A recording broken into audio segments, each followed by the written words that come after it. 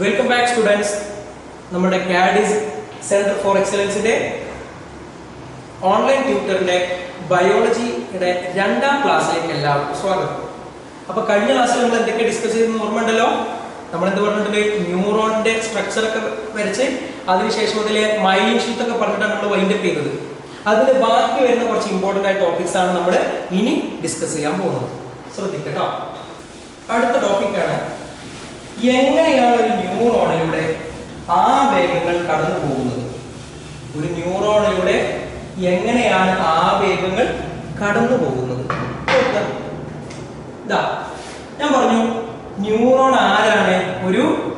ഒരു ചാർജ് ഉള്ള നമ്മുടെ ആരാണ്? ആവേഗം ആരാണ്? ഒരു വൈദ്യുത ചാർജാണ് ആണല്ലോ. വൈദ്യുത ചാർജാണ്. ആ വൈദ്യുത ചാർജിനെ കടത്തി വിടണമെങ്കിൽ ന്യൂറോൺ ഒരു ചാലക വസ്തു ആയിരിക്കണം, ഒരു കണ്ടക്ടർ ആയിരിക്കണം. റെഡി? അപ്പോ അതിനുള്ള ചില സവിശേഷതകൾ നമ്മുടെ ന്യൂറോണിനുണ്ട്. ഞാൻ ഈ വരച്ചത് ഒരു ന്യൂറോണിനെ ആക്സോണിനെ വലുതാക്കി വരച്ചിരിക്കണം. ഒരു ആക്സോണിനെ വലുതാക്കി വെച്ചതാണ്. നമ്മൾ എന്താ പഠിക്കുമ്പോൾ എന്താണ് ആവേഗങ്ങൾ എങ്ങനെയാണ് ഒരു ന്യൂറോണിലൂടെ കടന്നു പോകുന്നത്? ശ്രദ്ധിച്ചു കേട്ടോ. ഒരു ന്യൂറോൺ, ഈ ന്യൂറോണിനെ കുറിച്ച് പ്രത്യേകം അറിയാം. ആ ന്യൂറോൺ ആക്സോൺ ആണ്. ഈ ന്യൂറോൺ കൂടെ ഇപ്പോൾ ഒരാവേഗം കടന്നു പോണില്ല എന്ന് പറഞ്ഞാൽ ന്യൂറോൺ ഇപ്പൊ റെസ്റ്റ് എടുക്കുകയാണ്, വെറുതെ ഇരിക്കുകയാണ്. ഒരാവേഗം കടന്നു പോണില്ല. അങ്ങനെ വെറുതെ ഇരിക്കുന്ന സമയത്തെ ഈ ആക്സോണിന്റെ പ്ലാസ്മ മെംബ്രെയിൻ ആണിത് അല്ലെ. ഒരു കോശത്തെ സംബന്ധിച്ചിട്ടുണ്ടായിരിക്കും പ്ലാസ്മ മെംബ്രെയിൻ അഥവാ പ്ലാസ്മ സ്തരം ഉണ്ടാവും, കോശസ്തരം. ആ പ്ലാസ്മ സ്തരത്തിന്റെ പുറത്ത് എന്ത് ചാർജ് ആയിരിക്കും? പോസിറ്റീവ് ചാർജ് ആയിരിക്കും. എപ്പോഴും എന്ത് ചാർജ് ആയിരിക്കും? പോസിറ്റീവ് ചാർജ് ആയിരിക്കും. പുറം ഭാഗത്ത് പോസിറ്റീവ് ചാർജ് ആയിരിക്കും, അകഭാഗത്ത് നെഗറ്റീവ് ചാർജ് ആയിരിക്കും. എപ്പോ? ഒരു ന്യൂറോണിലൂടെ ആവേഗമൊന്നും വരാത്ത, കടന്നു പോവാത്ത സമയത്ത് വെറുതെ ഇരിക്കുമ്പോൾ എന്തായിരിക്കും? ആക്സോണിന്റെ ബാഹ്യഭാഗം, ആക്സോണിന്റെ പ്ലാസ്മ സ്തരത്തിന് പുറം ഭാഗം പോസിറ്റീവ് ചാർജും ഉൾഭാഗം നെഗറ്റീവ് ചാർജും. അതിന് കാരണം എന്താണെന്ന് വെച്ച് കഴിഞ്ഞാൽ ചില അയോണുകളുടെ ഡിസ്ട്രിബ്യൂഷൻ എന്ന് പറഞ്ഞാൽ വിന്യാസമാണ്. പുറത്ത് Na+, ഉള്ളിൽ K+, പിന്നെ അതേപോലെ കുറച്ച് നെഗറ്റീവ് ചാർജുള്ള പ്രോട്ടീനൊക്കെ ഉള്ളതുകൊണ്ടാണ് ഇങ്ങനെ വരുന്നത്. അതൊന്നും നമുക്ക് പഠിക്കാല്ല. ഇത്ര ഉറച്ചാൽ മതി. പ്ലാസ്മ സ്തരത്തിന് പുറത്ത് പോസിറ്റീവ് ചാർജ്, ഉള്ളിൽ നെഗറ്റീവ് ചാർജ്. ഇതാണ് വെറുതെ പോകുന്നത്. അപ്പൊ നോക്കി എന്ത് മാറ്റാണ് വരിക? അതേ ചിത്രം ഞാൻ പകർത്തി എടുക്കാം കേട്ടോ. അതേ ഭാഗം ഞാൻ പകർത്തി എടുക്കാം. പുറത്തുകൂടി എന്ത് ചാർജാ മക്കളെ? Positive charge. എന്ത് ചാർജാ? Positive charge. ഞാൻ കുറച്ചുകൂടി നീട്ടി എടുക്കാം കേട്ടോ. കുറച്ച് പോസിറ്റീവ് ചാർജ്. പുറത്തുകൂടി എന്ത് ചാർജാ? Positive charge. പുറത്തുകൂടി എന്ത് ചാർജാണ്? Positive charge. ഉള്ളിലൂടെ എന്ത് ചാർജാണ്? Negative charge. Negative charge. Negative charge.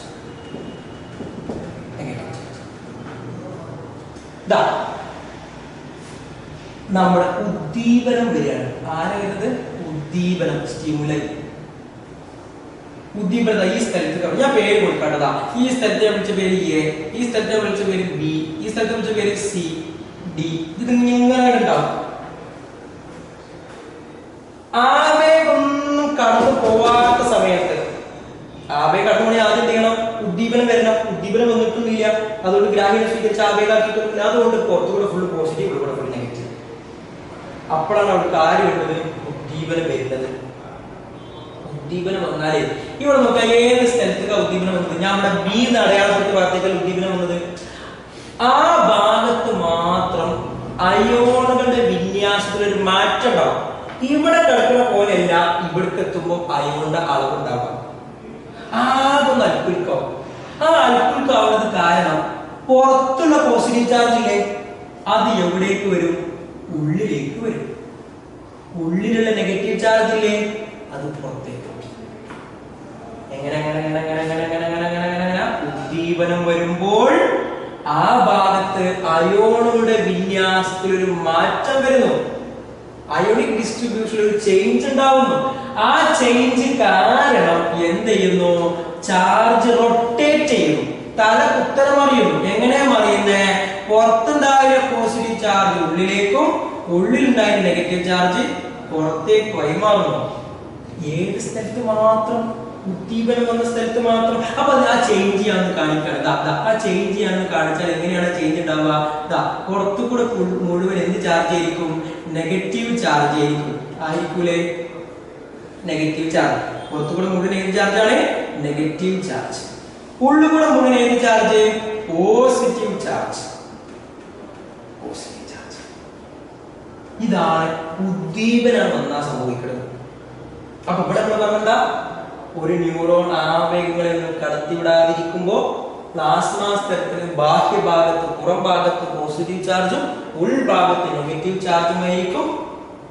എന്നാൽ അവിടേക്ക് ഉദ്ദീപനം കടന്നു വരുമ്പോൾ ആ ഭാഗത്തെ ഉദ്ദീപനം വന്ന ഭാഗത്ത് എയിലോ സിയിലോ ഡിയിലോ എന്നല്ല ബിയിൽ അയോണുകളുടെ വിന്യാസത്തിൽ ഒരു മാറ്റം ഉണ്ടാവുന്നു. അത് കാരണം അവിടെ ചാർജ് റിവേഴ്സ് ചെയ്യുന്നു. ചാർജ് മാറുന്നു. എങ്ങനെ? ബാഹ്യഭാഗത്ത് പോസിറ്റീവ് ചാർജ്, ഔട്ട്സൈഡ് എന്താവുന്നു? നെഗറ്റീവ് ചാർജ് ആയിരുന്നു. ഇൻസൈഡ് എന്തായി മാറുന്നു? പോസിറ്റീവ് ആയി മാറുന്നു. അപ്പൊ ഇവിടെ ഒന്ന് റൊട്ടേറ്റ് ചെയ്തില്ലേ? ഈ റൊട്ടേറ്റ് ചെയ്ത സമയത്ത് അവിടെ ഉണ്ടായിരുന്ന ആ മാറ്റത്തെ, ആ ചാർജ് ഒന്ന് മാറിയില്ലേ? ആ മാറ്റത്തെ ഞാൻ വിളിക്കുന്ന പേരാണെന്ത്? ഇമ്പൾസ് അഥവാ ആവേഗം. ഇപ്പൊ എനിക്ക് പറയുന്നത് അവിടെ ആരുണ്ടായി? ആവേഗം ഉണ്ടായി. എവിടെയാണ് ആവേഗം ഉണ്ടായത്? ബി എന്ന സ്ഥലത്ത്. എന്താ ബിയിൽ തന്നെ ആവേഗം ഉണ്ടാവാണ്? ആ ബിക്കാണ് ആര് വന്നത്? ഉദ്ദീപനം വന്നത്. അപ്പൊ ഉദ്ദീപനം വന്ന ഭാഗത്ത് ചാർജ് മറിയുന്നു. ചാർജ് മറിഞ്ഞാൽ എന്തായി മാറുന്നു? ഉദ്ദീപനം എന്തായി മാറുന്നു? ആവേഗമായി മാറുന്നു. ആ ആവേഗം എന്താ ചെയ്യാ? ഇപ്പൊ പോസിറ്റീവ് ചാർജ് ഇവിടെ ഉള്ളിലല്ലേ? ഇവിടെയാണ് എന്തുള്ളത്? ആവേഗം ഉള്ളത് അല്ലേ? ബി എന്ന സ്ഥലത്താണ് ആവേഗം. കാരണം ഇവിടെയൊക്കെ ഒന്നും പ്രശ്നമില്ല, ഉഷാറായിട്ട് നിൽക്കുന്നത്. ഇവിടെ ഉഷാറായിട്ട് നിൽക്കുന്നത് അല്ലേ? ഇവിടുത്തെ അതേ അവസ്ഥയാണ്. ഇവിടെ മാത്രമല്ലേ മാറിയത്? അഥവാ ഇവിടേക്കാണ് സ്റ്റിപ്പിൾ ചെയ്യുന്നത്, ഇവിടെ വന്നത്. അപ്പൊ ഇവിടെയാണ് മാറിയത്. അപ്പൊ അഥവാ ഇവിടെയാണ് ഇപ്പൊ ആരുണ്ടായി നിൽക്കുന്നത്? ആവേഗം ഉണ്ടായി നിൽക്കുന്നത്. ഇത് ഇവിടെ വന്ന് നിന്നാ മതിയോ? അത് അങ്ങനെ പോണ്ടേ? എങ്ങനെയാണ് പോവാ? അതാണ് ഞാൻ ഇവിടെ. ഓക്കെ, അപ്പൊ നമ്മൾ എന്ത് ചെയ്യുന്ന പറഞ്ഞാൽ ഇവിടുത്തെ ചാർജ്, ഇവിടുത്തെ പോസിറ്റീവിനെ ഈ നെഗറ്റീവ് അട്രാക്ട് ചെയ്യും. അപ്പൊ ഈ പോസിറ്റീവ് ഇങ്ങോട്ട് ജമ്പ് ചെയ്യും. ഈ പോസിറ്റീവിനെ ഈ നെഗറ്റീവ് അട്രാക്ട്, അപ്പൊ ഇങ്ങോട്ട് ജമ്പ് ചെയ്യും. അതേ മാറ്റം ഇവിടെ ഉണ്ടാവും. ഇതിന്റെ ബാക്കിയാണത്. ഇതിന്റെ നേരെ ബാക്കിയാണ് ഉരുണ്ടാകൃതിയിലാണ്, സിലിണ്ടർ ആകൃതിയിലാണ്. അപ്പൊ അതുകൊണ്ട് ഇതിന്റെ ബാക്കിയാണ് ഇവിടെ കാണാം, ഇവിടെ താഴെ കാണാം. ഇത് വേറെ വിചാരിക്കേണ്ടിട്ടാ. ഇത് രണ്ടും ഒരേ സാധനമാണ്. ഓക്കെ, അപ്പൊ നോക്കാം. അപ്പൊ ഇത് ഇങ്ങോട്ട് ചാടി, ഇത് ഇങ്ങോട്ട് ചാടി, ഇത് അങ്ങോട്ട് ചാടി, ഇത് ഇങ്ങോട്ട് ചാടി. അപ്പൊ ആ ചാടി ചിത്രം ഒന്ന് വെച്ചൊക്കെ എങ്ങനെ ഉണ്ടാവുക? സൈറ്റ് എ എങ്ങനെയുള്ളത്? സൈറ്റ് എ എങ്ങനെയാ? പുറത്തുകൂടെ പോസിറ്റീവ്, ഉള്ളിൽ ആരാ? നെഗറ്റീവ്. സൈറ്റ് ബിയിൽ നോക്കുക. ഇതല്ലേ നമ്മുടെ സൈറ്റ് ബി. രണ്ടാമത്തെ സ്ഥലം എന്താ? ഈ പോസിറ്റീവ് ഇങ്ങോട്ട് ചാടിയേ. അപ്പൊ പോസിറ്റീവ്. ഈ ഇവിടെ പോസിറ്റീവ് ആകുമ്പോൾ പകരം നെഗറ്റീവ് ഇങ്ങോട്ട് വന്നില്ലേ? അപ്പൊ ഇവിടെ ആരുണ്ടാവുക? നെഗറ്റീവ്. ഇവിടുത്തെ നെഗറ്റീവ് അങ്ങോട്ട് പോയില്ലേ? അപ്പൊ നെഗറ്റീവ്. ഇവിടുത്തെ പോസിറ്റീവ് ഇങ്ങോട്ട് പോകുന്നില്ലേ? ഇത് ഇങ്ങോട്ട് പോരും, ഇത് ഇങ്ങോട്ട് പോരും. അപ്പൊ അതേ മാറ്റം ഇവിടെ താഴെ കാണാതാ. ഉള്ളിൽ കൂടെ ആരായി മാറും? ഉള്ളിൽ ആരായി മാറും? ജമ്പ് ചെയ്യും. ഇവിടുന്ന് ഇങ്ങോട്ട് ജമ്പ് ചെയ്യും പോസിറ്റീവ്. അപ്പൊ പുറത്തുകൂടെ ഇവിടെ ആരായി മാറും? പോസിറ്റീവ്. ഇവിടുത്തെ പോസിറ്റീവ് ഇങ്ങോട്ട് ജമ്പ് ചെയ്യും. അപ്പൊ ഇവിടെ ആരോ? പോസിറ്റീവ്. ഈ നെഗറ്റീവ് ഇങ്ങോട്ട് എത്തിണ്ടാവും. അപ്പൊ അവിടെ നെഗറ്റീവ്. ഈ നെഗറ്റീവ് ഇങ്ങോട്ട് എത്തിണ്ടാവും. കണ്ടാ? ഇനി പഴയ പോലെ പോകണം. ഇവിടുത്തെ അവസ്ഥ ഒക്കെ അവിടെ കണ്ടത് അതേപോലെ ഒരു മാറ്റം ഉണ്ടായിട്ടില്ല. പുറത്തുകൂടെ പോസിറ്റീവ്, ഉള്ളുകൂടെ നെഗറ്റീവ്, പുറത്തുകൂടെ പോസിറ്റീവ്. ഇപ്പൊ നോക്കിയാൽ മക്കളെ സൈറ്റ് ചെയ്യേണ്ട പ്രത്യേകത എന്താ? ഒരു കുഴപ്പമില്ല. നമ്മൾ റെസ്റ്റിംഗിൽ എന്ന് പറഞ്ഞാൽ അതേപോലെ പുറത്തുകൂടെ പോസിറ്റീവ്, ഉള്ളുകൂടെ നെഗറ്റീവ്. സൈറ്റ് ബിയുടെ അവസ്ഥ എന്താ? റെസ്റ്റിംഗ് പറഞ്ഞ അതേപോലെയാണ്, പുറത്തുകൂടെ പോസിറ്റീവ്, ഉള്ളിൽ നെഗറ്റീവ്. എന്നാൽ സൈറ്റ് സിന്റെ അവസ്ഥ എന്താ? ചാർജ് റൊട്ടേറ്റ് ചെയ്തിരിക്കല്ലേ എന്ന് പറഞ്ഞാൽ ഇപ്പോ ഇമ്പൾസ് ഉള്ളത് എവിടെയാണ്? സൈറ്റ് സിയിലാണ്. പണ്ട് എവിടെ ഉണ്ടായിരുന്നത്? സൈറ്റ് ബിയിൽ. എന്നാൽ ആ സൈറ്റ് ബി നമ്മൾ ജമ്പ് ചെയ്തു, സൈറ്റ് സിയിലേക്ക് ജമ്പ് ചെയ്തു. ഇതേപോലെ നോക്കൂ, ജമ്പ് ചെയ്യും. ഈ നെഗറ്റീവ് അങ്ങനെ വരും. അങ്ങനെ ഈ സാധനം സൈറ്റ് ബിക്ക് ഈ എഫ് ജി അങ്ങനെയാണ് എന്ത് ചെയ്യുന്നത്? നമ്മുടെ ചാർജ് കടന്നു പോകുന്നത്. അങ്ങനെയാണ് നമ്മുടെ ഇമ്പൾസ് എന്ത് ചെയ്യുക? ഉണ്ടായ റിസപ്റ്ററിന് നേരെ വിട്ടെത്തുക ബ്രെയിനിലേക്ക് എത്തുക. മനസ്സിലായോ? അപ്പോൾ നിങ്ങൾ മനസ്സിലാക്കേണ്ടത് എത്ര മാത്രമാണ് ഈ ടോപ്പിക്കാണത്. എങ്ങനെയാണ് ഇമ്പൾസ് ഉണ്ടാവുന്നത്, എങ്ങനെയാണ് അത് കടന്നു പോകുന്നത്, എങ്ങനെയാണ് ഇമ്പൾസ് ജനറേറ്റ് ചെയ്യുന്നത്, എങ്ങനെയാണത് കണ്ടക്ട് ചെയ്യുന്നത്. നോക്കുക, ഫസ്റ്റ് നമ്മൾ പറഞ്ഞതാ ഒരു ന്യൂറോണിലൂടെ ആവേഗങ്ങൾ കടന്നു വരാത്ത സമയത്ത്, ഇമ്പൾസ് വരാത്ത സമയത്ത് പ്ലാസ്മ മെംബ്രെയിന്റെ പ്ലാസ്മ സ്ഥലത്തിന് പുറത്ത് ഔട്ട്സൈഡ് പോസിറ്റീവ് ചാർജും ഇൻസൈഡ് നെഗറ്റീവ് ചാർജും ആയിരിക്കും. എന്നാൽ അവിടേക്ക് ഒരു ഉദ്ദീപനം കടന്നു വരുമ്പോൾ, രണ്ടാമത്തെ സെന്റൻസ് ആണ്, ഒരു ഉദ്ദീപനം കടന്നു വരുമ്പോൾ ആ ഭാഗത്തെ അയോണുകളുടെ വിന്യാസത്തിൽ ഒരു മാറ്റം ഉണ്ടാവും.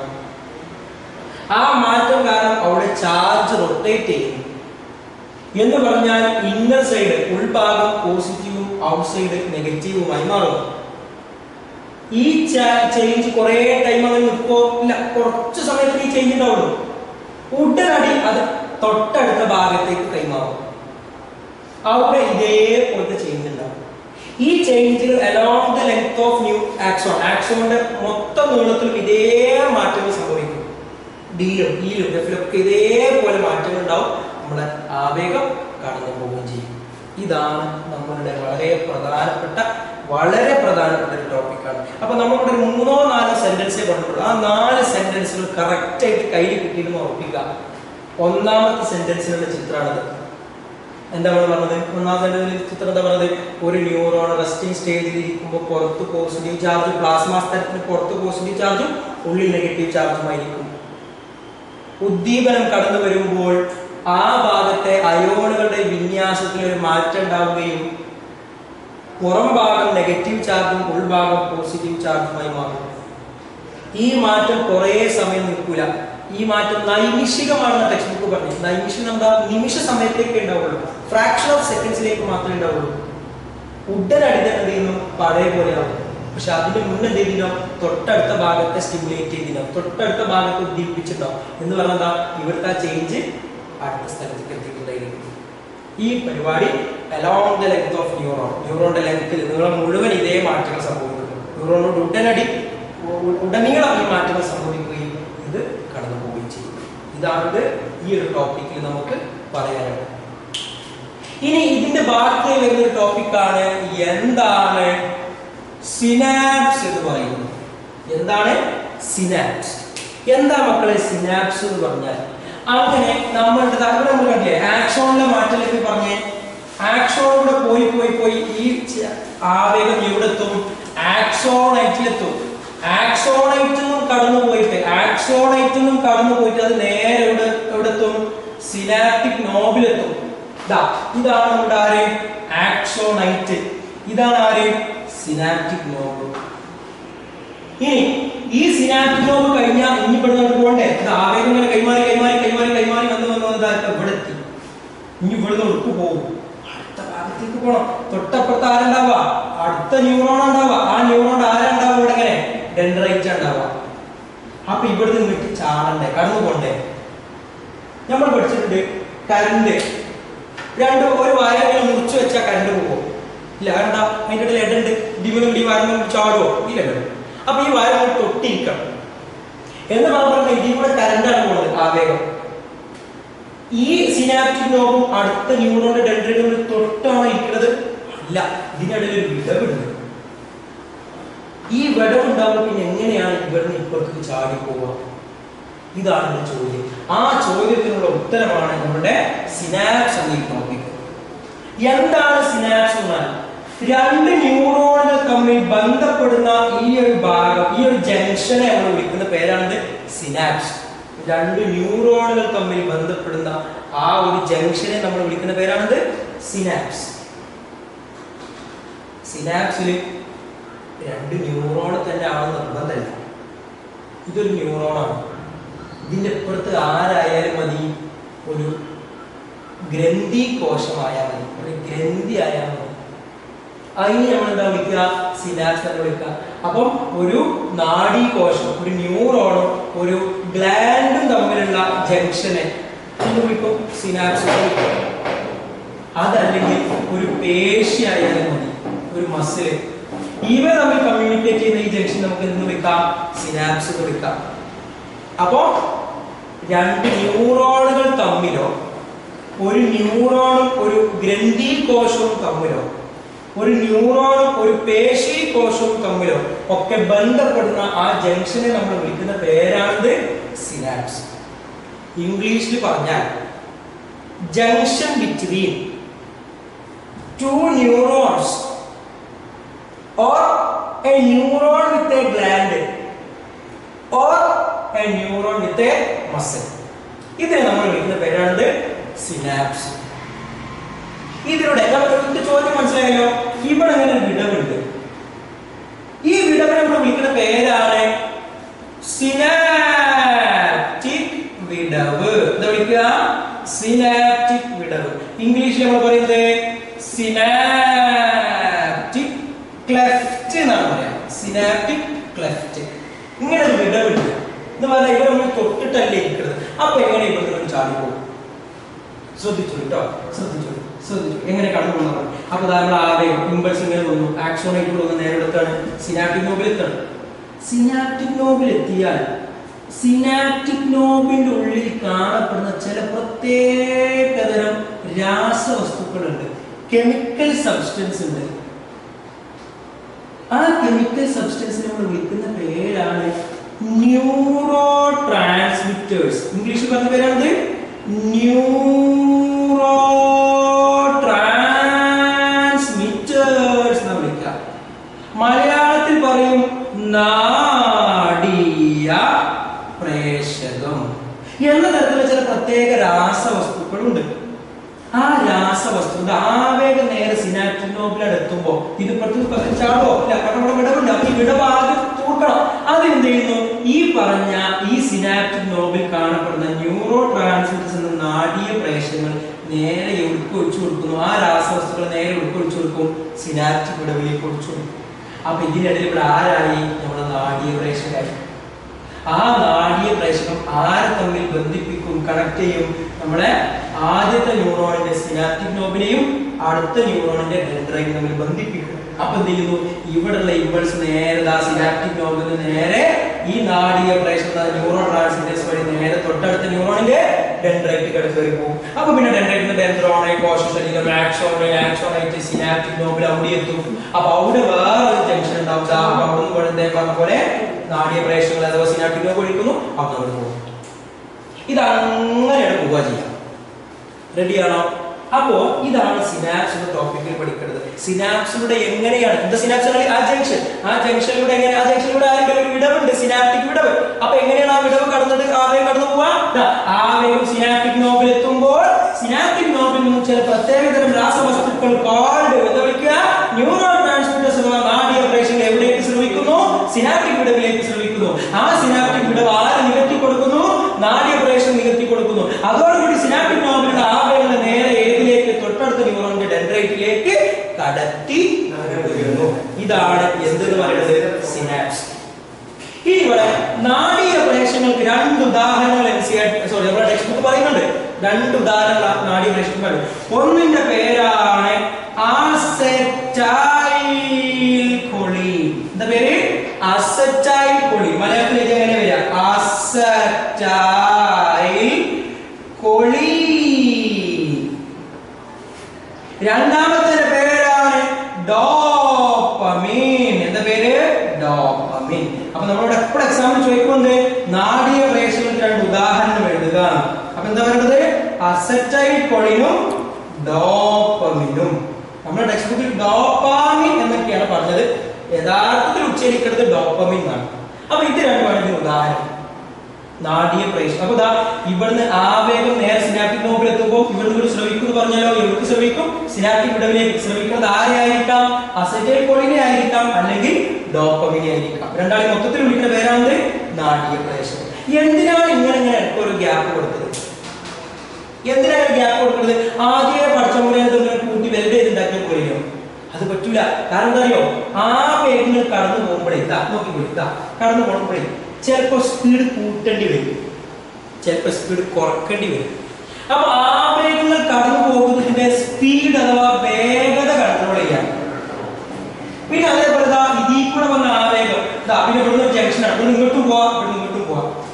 ഇത് ഇങ്ങോട്ട് പോകണോ എന്നൊക്കെ തീരുമാനിക്കുന്നത് ഇതേപോലെ ജംഗ്ഷൻ ആണ്. അപ്പോൾ ആവയുടെ ദിശ നിർണ്ണയിക്കാൻ, ഡയറക്ഷൻ, ദിശ, ഈ രണ്ട് കാര്യങ്ങൾ നിർണ്ണയിക്കാൻ വേണ്ടിയിട്ടാണ് ചെയ്യുന്നത് സിനാപ്സ് എന്ന സാധനം സഹായിക്കുന്നത്. അപ്പൊ ഒന്നിനെ സ്പീഡ് കൺട്രോൾ ചെയ്യാൻ, ഇമ്പൾസിന്റെ സ്പീഡ് കൺട്രോൾ ചെയ്യാൻ, രണ്ട് ഡയറക്ഷൻ കൺട്രോൾ ചെയ്യാൻ, ദിശ കൺട്രോൾ ചെയ്യാൻ.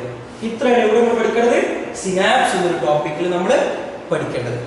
അടുത്ത നമ്മൾ ഡിസ്കസ് ചെയ്യുന്ന ടോപ്പിക്കാണ് ടൈപ്സ് ഓഫ് നെർവ്സ്.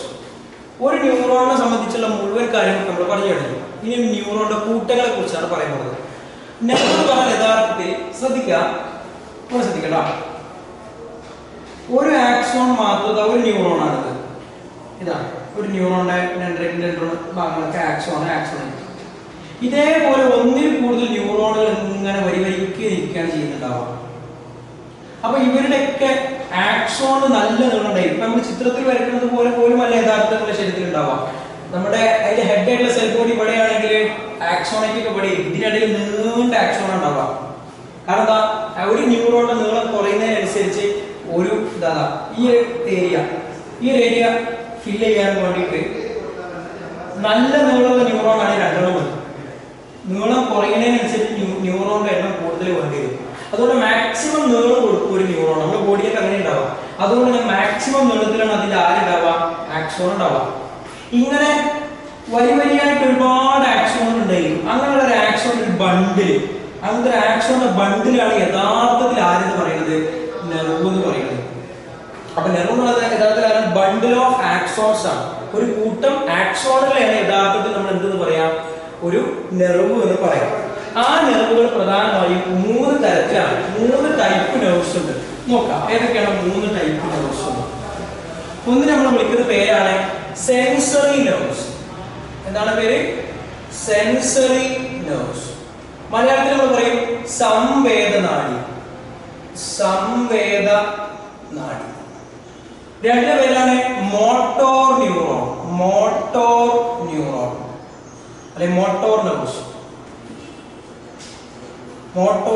അഥവാ പ്രേരക നാഡി. നെക്സ്റ്റ് ആണ് മിക്സ്ഡ് നെർവ്സ് അഥവാ സമ്മിശ്ര നാഡി. എന്താണ് ഈ 3 ആൾക്കാരുടെ പ്രത്യേകത? സിമ്പിൾ ആയിട്ട് നമ്മൾ എക്സാമ്പിൾ പഠിക്കാം. നമ്മൾ കൈ പൊടുന്നതിന് ഒരു ഉദാഹരണം പറയുകയോ അവിടെ നോക്കുക. ഇതാണ് ഒരാള്, അയാളുടെ കയ്യിൽ ഹോട്ട് ഒബ്ജക്ട് തട്ടുന്നു.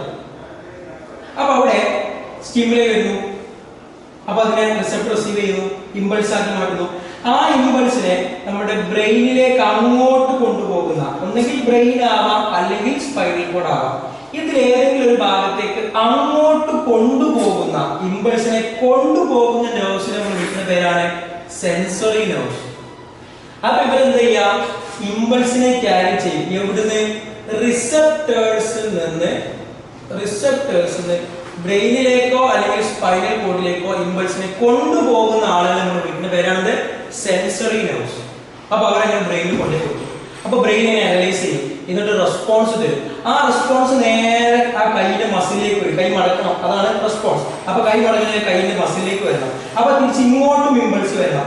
അത് ബ്രെയിനിൽ നിന്ന് ഇങ്ങോട്ടാ വരുന്നത്. അത് ആ നെർവ്സിനെ നമ്മൾ വിളിക്കുന്ന പേരാണ് മോട്ടോർ നെർവ്സ്. അപ്പൊ ഇവരെന്താ ചെയ്യുക, ബ്രെയിനിൽ നിന്നോ അല്ലെങ്കിൽ സ്പൈനൽ കോഡിൽ നിന്നോ നമ്മളുടെ ഡിഫറെന്റ് പാർട്സ് ഓഫ് ബോഡിയിലേക്ക്, ശരീരത്തിന്റെ വ്യത്യസ്ത ഡിഫറെന്റ് പാർട്സ് ഓഫ് ബോഡിയിലേക്ക് ഇമ്പൾസിനെ കൊണ്ടുവരുന്ന ആളുകളെ നമ്മൾ വിളിക്കുന്ന പേരാണ് പ്രേരക നാഡി. അപ്പൊ അങ്ങോട്ട് കൊണ്ടുപോകുന്ന ആളുകളെ വിളിക്കും സെൻസറി, ഇങ്ങോട്ട് കൊണ്ടുവരുന്ന ആളുകളെ വിളിക്കും മോട്ടോർ. സെൻസറി നെർവ് ഉണ്ടാക്കിയിരിക്കുന്ന ആരെക്കൊണ്ടായിരിക്കും? സെൻസറി ന്യൂറോൺസ് കൊണ്ടായിരിക്കും. മോട്ടോർ നെർവ്സ് ഉണ്ടാക്കിയത് ആരെക്കൊണ്ടായിരിക്കും? മോട്ടോർ ന്യൂറോൺസ് കൊണ്ടായിരിക്കും. അപ്പോ 2 ടൈപ്പ് നമ്മൾ പറഞ്ഞു കഴിഞ്ഞു. ഒന്നാണ് സെൻസറി നെർവ്സ് ആരെക്കൊണ്ടാണ് ഉണ്ടാക്കിയത്? സെൻസറി ന്യൂറോൺസ് കൊണ്ട്. അവരുടെ പരിപാടി എന്താ? ഇമ്പൾസിനെ ബ്രെയിനിലേക്ക് അങ്ങോട്ട് കൊണ്ടുപോവാം, ഇവിടുന്ന് റിസപ്റ്റേഴ്സ്. രണ്ടാണ് മോട്ടോർ നെർവ്സ്. ഇതാർക്കുണ്ടാക്കിയ മോട്ടോർ ന്യൂറോൺസ്. ഇവരുടെ പരിപാടി എന്താ? ബ്രെയിനോ സ്പൈനോ ഇമ്പൾസിനെ കൊണ്ടുവരാം എവിടെ? Different parts of body. എന്നാൽ മൂന്നാമത്തെ ടൈപ്പാണ് മിക്സ്ഡ് നെർവ്സ്. പേരിൽ മിക്സ്ഡ് ആണ്. അപ്പൊ ഇതിൽ ആരൊക്കെ കാണും? സെൻസറി ന്യൂറോൺസിനെയും കാണാം, മോട്ടോർ ന്യൂറോൺസിനെയും കാണാം. സെൻസറി ന്യൂറോൺ എന്തെയും അപ്പൊ കൊണ്ടുപോവാനും കൊണ്ടുവരാനും പറ്റുന്ന നെർവ്സിനെ നമ്മൾ വിളിക്കുന്ന പേരാണ് സമ്മിശ്ര നാഡി. ഓക്കെ, കൊണ്ടുപോകും, ബ്രെയിനിക്ക് അങ്ങോട്ട് ഇമ്പൾസിനെ കൊണ്ടുപോകാൻ പറ്റും, അവർക്ക് തന്നെ അതിനെ കൊണ്ടുവരാനും പറ്റും. കാരണം എന്താ, ഈ മോട്ടോർ ന്യൂറോൺസിൽ ആരൊക്കെ ഉണ്ടാവും? സെൻസറി ന്യൂറോൺസ് ഉണ്ടാവും, മോട്ടോർ ന്യൂറോൺസ് ഉണ്ടാവും. അങ്ങനെ ആൾക്കാരെ നമ്മൾ വിളിക്കുന്ന പേരാണ് സമ്മിശ്ര നാഡി. റെഡിയാണോ? അപ്പൊ നമ്മുടെ ശരീരത്തിൽ കാണപ്പെടുന്ന നെർവ്സ് മൊത്തത്തിൽ 3 ടൈപ്പാണ്.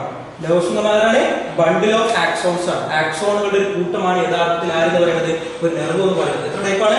3 ടൈപ്പ്. ഒന്ന് ഏതാ? സെൻസറി നെർവ്സ്, അവർ ചെയ്യുന്നു ബ്രെയിനിലേക്ക് അങ്ങോട്ട് ഇമ്പൾസിനെ കൊണ്ടുപോകുന്നു. 2 മോട്ടോർ നെർവ്സ്, ബ്രെയിനിൽ ഇങ്ങോട്ട് കൊണ്ടുവരുന്നു. മിക്സഡ് നെർവ്സ്, കൊണ്ടുപോവുകയും കൊണ്ടുവരികയും ചെയ്യുന്നു. റെഡിയാണോ? ഇനി നമ്മൾ പറഞ്ഞു ഇമ്പൾസ് കൊണ്ടുപോകുന്നത് ഒന്നെങ്കിൽ ബ്രെയിനിലേക്കാണ് അല്ലെങ്കിൽ സ്പൈനൽ കോഡിലേക്കാണ്. ഓക്കെ, അപ്പൊ നമ്മള് നാഡികളെ കുറിച്ച് പഠിച്ചു. എത്ര തരം നാഡികൾ എന്ന് പറഞ്ഞു? 3 തരം നാഡികൾ: സംവേദന നാഡി, പ്രേരക നാഡി, സമ്മിശ്ര നാഡി. ഇനി നമ്മൾ നോക്കുന്നത് നമ്മുടെ മൊത്തം നാഡീ വ്യവസ്ഥയെ കുറിച്ചാണ്. നാഡീ വ്യവസ്ഥ, നമ്മുടെ നാഡീ വ്യവസ്ഥ നമുക്ക് രണ്ടാക്കി വേർതിരിക്കാൻ പറ്റും. ഏതൊക്കെ രണ്ടെണ്ണം? ഒന്ന് നമ്മൾ വിളിക്കുന്ന പേരാണ് കേന്ദ്ര നാഡീ വ്യവസ്ഥ അഥവാ സെൻട്രൽ നെർവസ് സിസ്റ്റം, ചുരുക്കി വിളിക്കും CNS. രണ്ട് നമ്മൾ വിളിക്കുന്ന പേരാണ് പെരിഫറൽ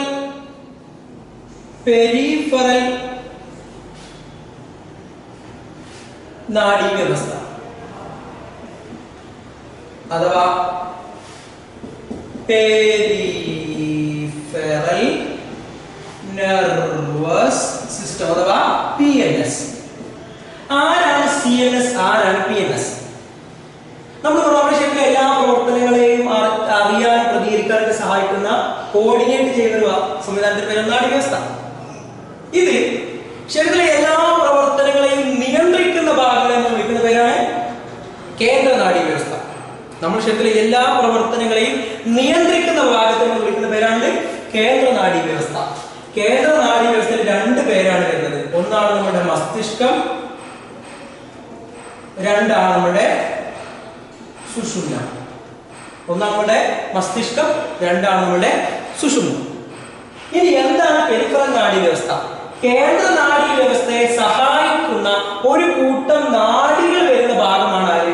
പെരിഫറൽ നാഡീ വ്യവസ്ഥ. ഇയാളുടെ പരിപാടി എന്താ?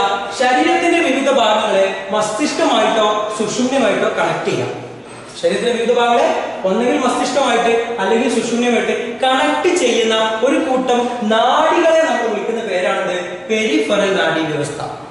അപ്പൊ ഇത് 2 ടൈപ്പ് ആളുകൾ ഉണ്ടാവും. എന്താ? ഒന്ന്, ശരീരത്തിന്റെ വിവിധ ഭാഗങ്ങളിൽ നിന്നും ഉള്ള നാഡികളെ മസ്തിഷ്കവുമായി ബന്ധിപ്പിക്കുന്ന ആളുകൾ, അവരെ നമ്മൾ വിളിക്കുന്ന പേരാണ് ശിരോനാഡികൾ. 2, നമ്മുടെ ശരീരത്തിന്റെ വിവിധ ഭാഗങ്ങളെ സുഷുമ്നയുമായി ബന്ധിപ്പിക്കുന്ന ഭാഗങ്ങൾ, അവരെ നമ്മൾ വിളിക്കുന്ന പേരാണ് സുഷുമ്ന നാഡികൾ. അവ ശിരോനാഡികൾ നമ്മൾ വിളിക്കും cranial nerves. സുഷുമ്ന നാഡികൾ നമ്മൾ വിളിക്കും സ്പൈനൽ nerves. അപ്പൊ 2 ടൈപ്പ് ഉണ്ട്. cranial nerves ഉണ്ട്, സ്പൈനൽ nerves ഉണ്ട്. cranial nerves എന്ന് പറഞ്ഞാൽ ആരാണ്? നമ്മുടെ ശരീരത്തിന്റെ വിവിധ ഭാഗങ്ങളെ മസ്തിഷ്കവുമായിട്ട് കണക്ട് ചെയ്യുക, ബ്രെയിനുമായിട്ട് കണക്ട് ചെയ്യുക. ആരാണ് സ്പൈനൽ nerves? നമ്മുടെ ഡിഫറെന്റ് പാർട്സ് ഓഫ് ബോഡിയെ സ്പൈനൽ കോഡുമായിട്ട് കണക്ട് ചെയ്യുക. മസ്തിഷ്കം അഥവാ ബ്രെയിൻ, സുഷുമ്ന അഥവാ സ്പൈനൽ കോഡ്. നമ്മുടെ ശരീരത്തിലെ എല്ലാ പ്രവർത്തനങ്ങളെയും നിയന്ത്രിക്കുക ഒന്നെങ്കിൽ തലച്ചോറാണ് അല്ലെങ്കിൽ സുഷുമ്നയാണ്. ഇവരെ സഹായിക്കുക എന്നുള്ളതാണ് ആരുടെ പരിപാടി? പെരിഫറൽ നാഡീ വ്യവസ്ഥയുടെ പരിപാടി. അപ്പൊ ഇനി നമ്മൾ ഡിസ്കസ് ചെയ്യാൻ പോകുന്നത് നാഡീ വ്യവസ്ഥയുടെ കേന്ദ്ര നാഡീ വ്യവസ്ഥയുടെ ഭാഗമായ മസ്തിഷ്കത്തെ കുറിച്ചും സുഷുമ്നയെ കുറിച്ചുമാണ്. അവരുടെ ഘടന, അതുപോലുള്ള കാര്യങ്ങളാണ്. ഓക്കെ, നമ്മുടെ ശരീരത്തിലെ ഏറ്റവും പ്രധാനപ്പെട്ട അവയവം ഏതാണെന്ന് ചോദിച്ചാൽ അത് ആരാണ്? നമ്മുടെ ബ്രെയിനാണ് അഥവാ മസ്തിഷ്കമാണ്.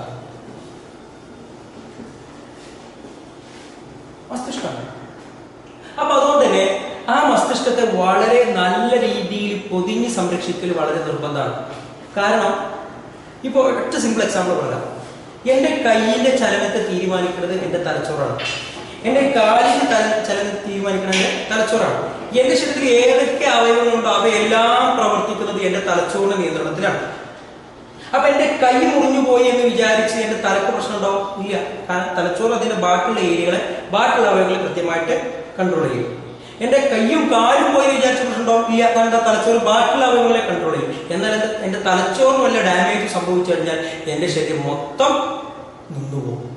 അപ്പൊ നമ്മുടെ ശരീരത്തെ മൊത്തത്തിൽ കൺട്രോൾ ചെയ്യുന്ന ആളാണ് ബ്രെയിൻ. അപ്പൊ അത്രയും പ്രധാനപ്പെട്ട ഒരു അവയവമാണെന്നുള്ളത് കൊണ്ട് തന്നെ അയാളെ നല്ല രീതിയിൽ പ്രൊട്ടക്ട് ചെയ്യണം, സംരക്ഷിക്കണം. എങ്ങനെയാണ് മസ്തിഷ്കത്തെ സംരക്ഷിച്ചിരിക്കുന്നത്? ഇതെപ്പോഴും ചോദിക്കുന്നതാണ് കേട്ടോ. മസ്തിഷ്കത്തിന്റെ സംരക്ഷണ മാർഗങ്ങൾ ഏതെല്ലാം? Protective measures of brain. നോക്കാം. നമ്മുടെ മസ്തിഷ്കം, തലച്ചോറ് കാണുന്നത് ആദ്യം നമ്മുടെ എല്ല് കൊണ്ടൊരു ആവരണമുണ്ട്. നമ്മുടെ തലച്ചോറിനെ ആദ്യം ഒരു എല്ല് കൊണ്ട് ആവരണം ചെയ്തിട്ടുണ്ട്. നമ്മുടെ തലയോട്ടി, നമ്മുടെ ഈ മൊത്തം ഭാഗത്തിന് വിളിക്കുന്ന പേരാണ് തലയോട്ടി അഥവാ സ്കൾ. ഇതിൽ തലച്ചോറിനെ പ്രൊട്ടക്ട് ചെയ്യുന്ന ഭാഗമാണ് ഇത്. നമ്മുടെ നെറ്റിയും അതേപോലെ മുടി മുളച്ചിരിക്കുന്ന ഭാഗവുമല്ല, ഈ ഒരു ഭാഗമാണ് നമ്മുടെ തലച്ചോറിനെ പ്രൊട്ടക്ട് ചെയ്യുന്ന ഭാഗം. അത് നമ്മൾ വിളിക്കുന്ന പേരാണ് തലയോട്. തലയോട്. ഇംഗ്ലീഷിൽ പറയും ക്രേനിയം. എന്താ പറയാ? ക്രേനിയം. അപ്പൊ നമ്മൾ ബ്രെയിനിനെ പ്രൊട്ടക്ട് ചെയ്തിരിക്കുന്നത് തലയോട്ടിയുടെ ഭാഗമായ തലയോടിനുള്ളിലാണ്, അഥവാ സ്കള്ളിന്റെ ഭാഗമായ ക്രേനിയത്തിനുള്ളിലാണ്. അപ്പൊ എല്ല് കൊണ്ടൊരാവരണമുണ്ട്. ഇനി അതിന് താഴെ 3 പാളികളായ പ്രത്യേക സംവിധാനമുണ്ട്. 3 ലെയറുകളുണ്ട്, 3 പാളികൾ, 3 സ്തരങ്ങളുണ്ട്. ആ 3 സ്ഥലങ്ങൾ നമ്മൾ വിളിക്കുന്ന പേരാണ് മെനിഞ്ചസ്. എന്താ വിളിക്കുക? മെനിഞ്ചസ്.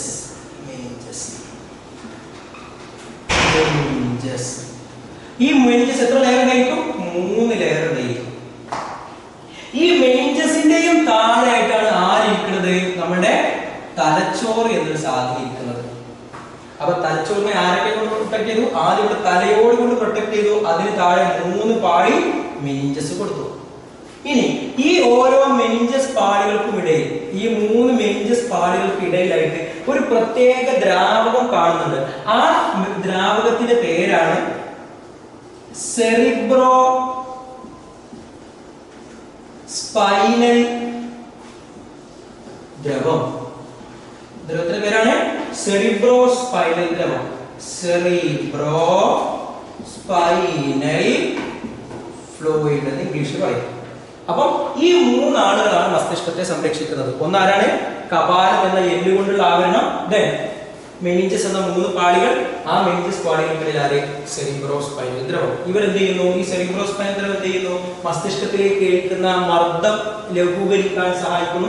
അതോടൊപ്പം മസ്തിഷ്ക കലകൾക്ക് ആവശ്യമായ ഓക്സിജനും പോഷക ഘടകങ്ങളും നൽകുകയും ചെയ്യുന്നു. ഈ 2 ധർമ്മങ്ങളാണ് ആയിട്ടുള്ളത് സെറിബ്രോ സ്പൈനൽ ഫ്ലൂയിഡിനുള്ളത്. ഒന്ന്, അയാൾ എക്സ്റ്റേണൽ ഷോക്സിന് പ്രൊട്ടക്ട് ചെയ്യുന്നു. 2, പ്രൊവൈഡ് ഓക്സിജൻ ആൻഡ് ന്യൂട്രിയൻസ്. ഇതാണ് ഒരു ബേസിക്കലി പ്രൊട്ടക്ഷൻ ഓഫ് ബ്രെയിനുമായി ബന്ധപ്പെട്ട് പറയുന്നത്. ഇനി നമുക്ക് പഠിക്കാനുള്ളത് സ്ട്രക്ചർ ഓഫ് ബ്രെയിൻ ആണ്. ബ്രെയിനിന്റെ ഘടന എങ്ങനെയാണ്? അപ്പൊ റെഡി, നമ്മളിതാ ബ്രെയിനിന്റെ നല്ലൊരു മൊഞ്ചുള്ളൊരു ചിത്രം ഇവിടെ വരച്ചു വെച്ചിട്ടുണ്ട്. ഇതിലേറെ മൊഞ്ചിൽ വേറെ വരക്കാൻ പറ്റുമോ അറിയില്ല, സംശയമാണ്. ഇത്രയൊന്നും ചുരുക്കില്ലാത്തൊരു ഫോട്ടോ നമ്മുടെ ടെക്സ്റ്റ് ബുക്കിലുണ്ട്. നിങ്ങൾ ആ ചുരുക്കില്ലാത്ത ഫോട്ടോ ഫോളോ ചെയ്താൽ മതിട്ടാ. ഇത് ഞങ്ങൾക്ക് മനസ്സിലാവാനുള്ള ജസ്റ്റ് ഒരു ഡയഗ്രം ഇവിടെ വെച്ചിട്ടുണ്ട്. ഒരു ബ്രെയിനെ സംബന്ധിച്ച് അയാൾക്ക് 5 പാർട്സ് ഉണ്ട്, 5 ഭാഗങ്ങളാണ് അയാൾക്കുള്ളത്. ശ്രദ്ധിക്കണം എപ്പോഴത്. ഓരോ ഭാഗത്തിന്റെ പേര് ഞാൻ എഴുതുകയാണ്. ഒന്നിന്റെ പേരാണ് സെറിബ്രം. ഒന്നാണ് സെറിബ്രം. സെറിബ്രം. രണ്ടിന്റെ പേരാണ് സെറിബെല്ലം. രണ്ടാണ് സെറിബെല്ലം. മൂന്നാണ് thalamus. Thalamus. Thalamus. 4 hypothalamus. Hypothalamus. മലയാളത്തിൽ എഴുതും എങ്ങനെ? ഹൈപ്പോതലാമസ്. ഏറ്റവും അവസാനത്തതാണ് മെഡുല്ല ഒബ്ലോംഗേറ്റ. എന്താ വരുന്ന പേര്? നല്ല ചുരുക്കുള്ള പേരാണ്. മെഡുല്ല ഒബ്ലോംഗേറ്റ. കുട്ടികൾക്ക് കിടാൻ പറ്റിയ പേരാട്ടോ, കൊടുത്തു വെച്ചാൽ മെഡുല്ല ഒബ്ലോംഗേറ്റ. ഇങ്ങനെ 5 ഭാഗങ്ങളാണ് നമുക്ക് ഇവിടെ പഠിക്കാനുള്ളത്. മസ്തിഷ്കത്തിന് പ്രധാനമായും cerebrum, cerebellum, thalamus, hypothalamus, medulla oblongata. അപ്പൊ ചിത്രം വരക്കാൻ ഏകദേശം പഠിക്കുക. ഇനി നമ്മൾ എന്ത് ചെയ്യാണ്? പാർട്സ് ലേബൽ ചെയ്യണ്ട. ഇതാണ് നമ്മുടെ ഒന്നാമത്തെ ഭാഗമായ സെറിബ്രം, ഇതാണ് രണ്ടാമത്തെ ഭാഗമായ സെറിബെല്ലം, ഇതാണ് മൂന്നാമത്തെ ഭാഗമായ തലാമസ്, ഇതാണ് നമ്മൾ തൂങ്ങിക്കിടക്കുന്ന നാലാമത്തെ ഭാഗമായ ഹൈപ്പോതലാമസ്. ഈ വടി പോലെ കാണുന്ന ഇതാണ് അഞ്ചാമത്തെ ഭാഗമായ മെഡുല്ല ഒബ്ലോങ്കേറ്റ. അപ്പൊ ഓരോ ഭാഗങ്ങൾ ലേബൽ ചെയ്യാൻ പഠിക്കുക. Cerebrum, cerebellum, thalamus, hypothalamus, medulla oblongata.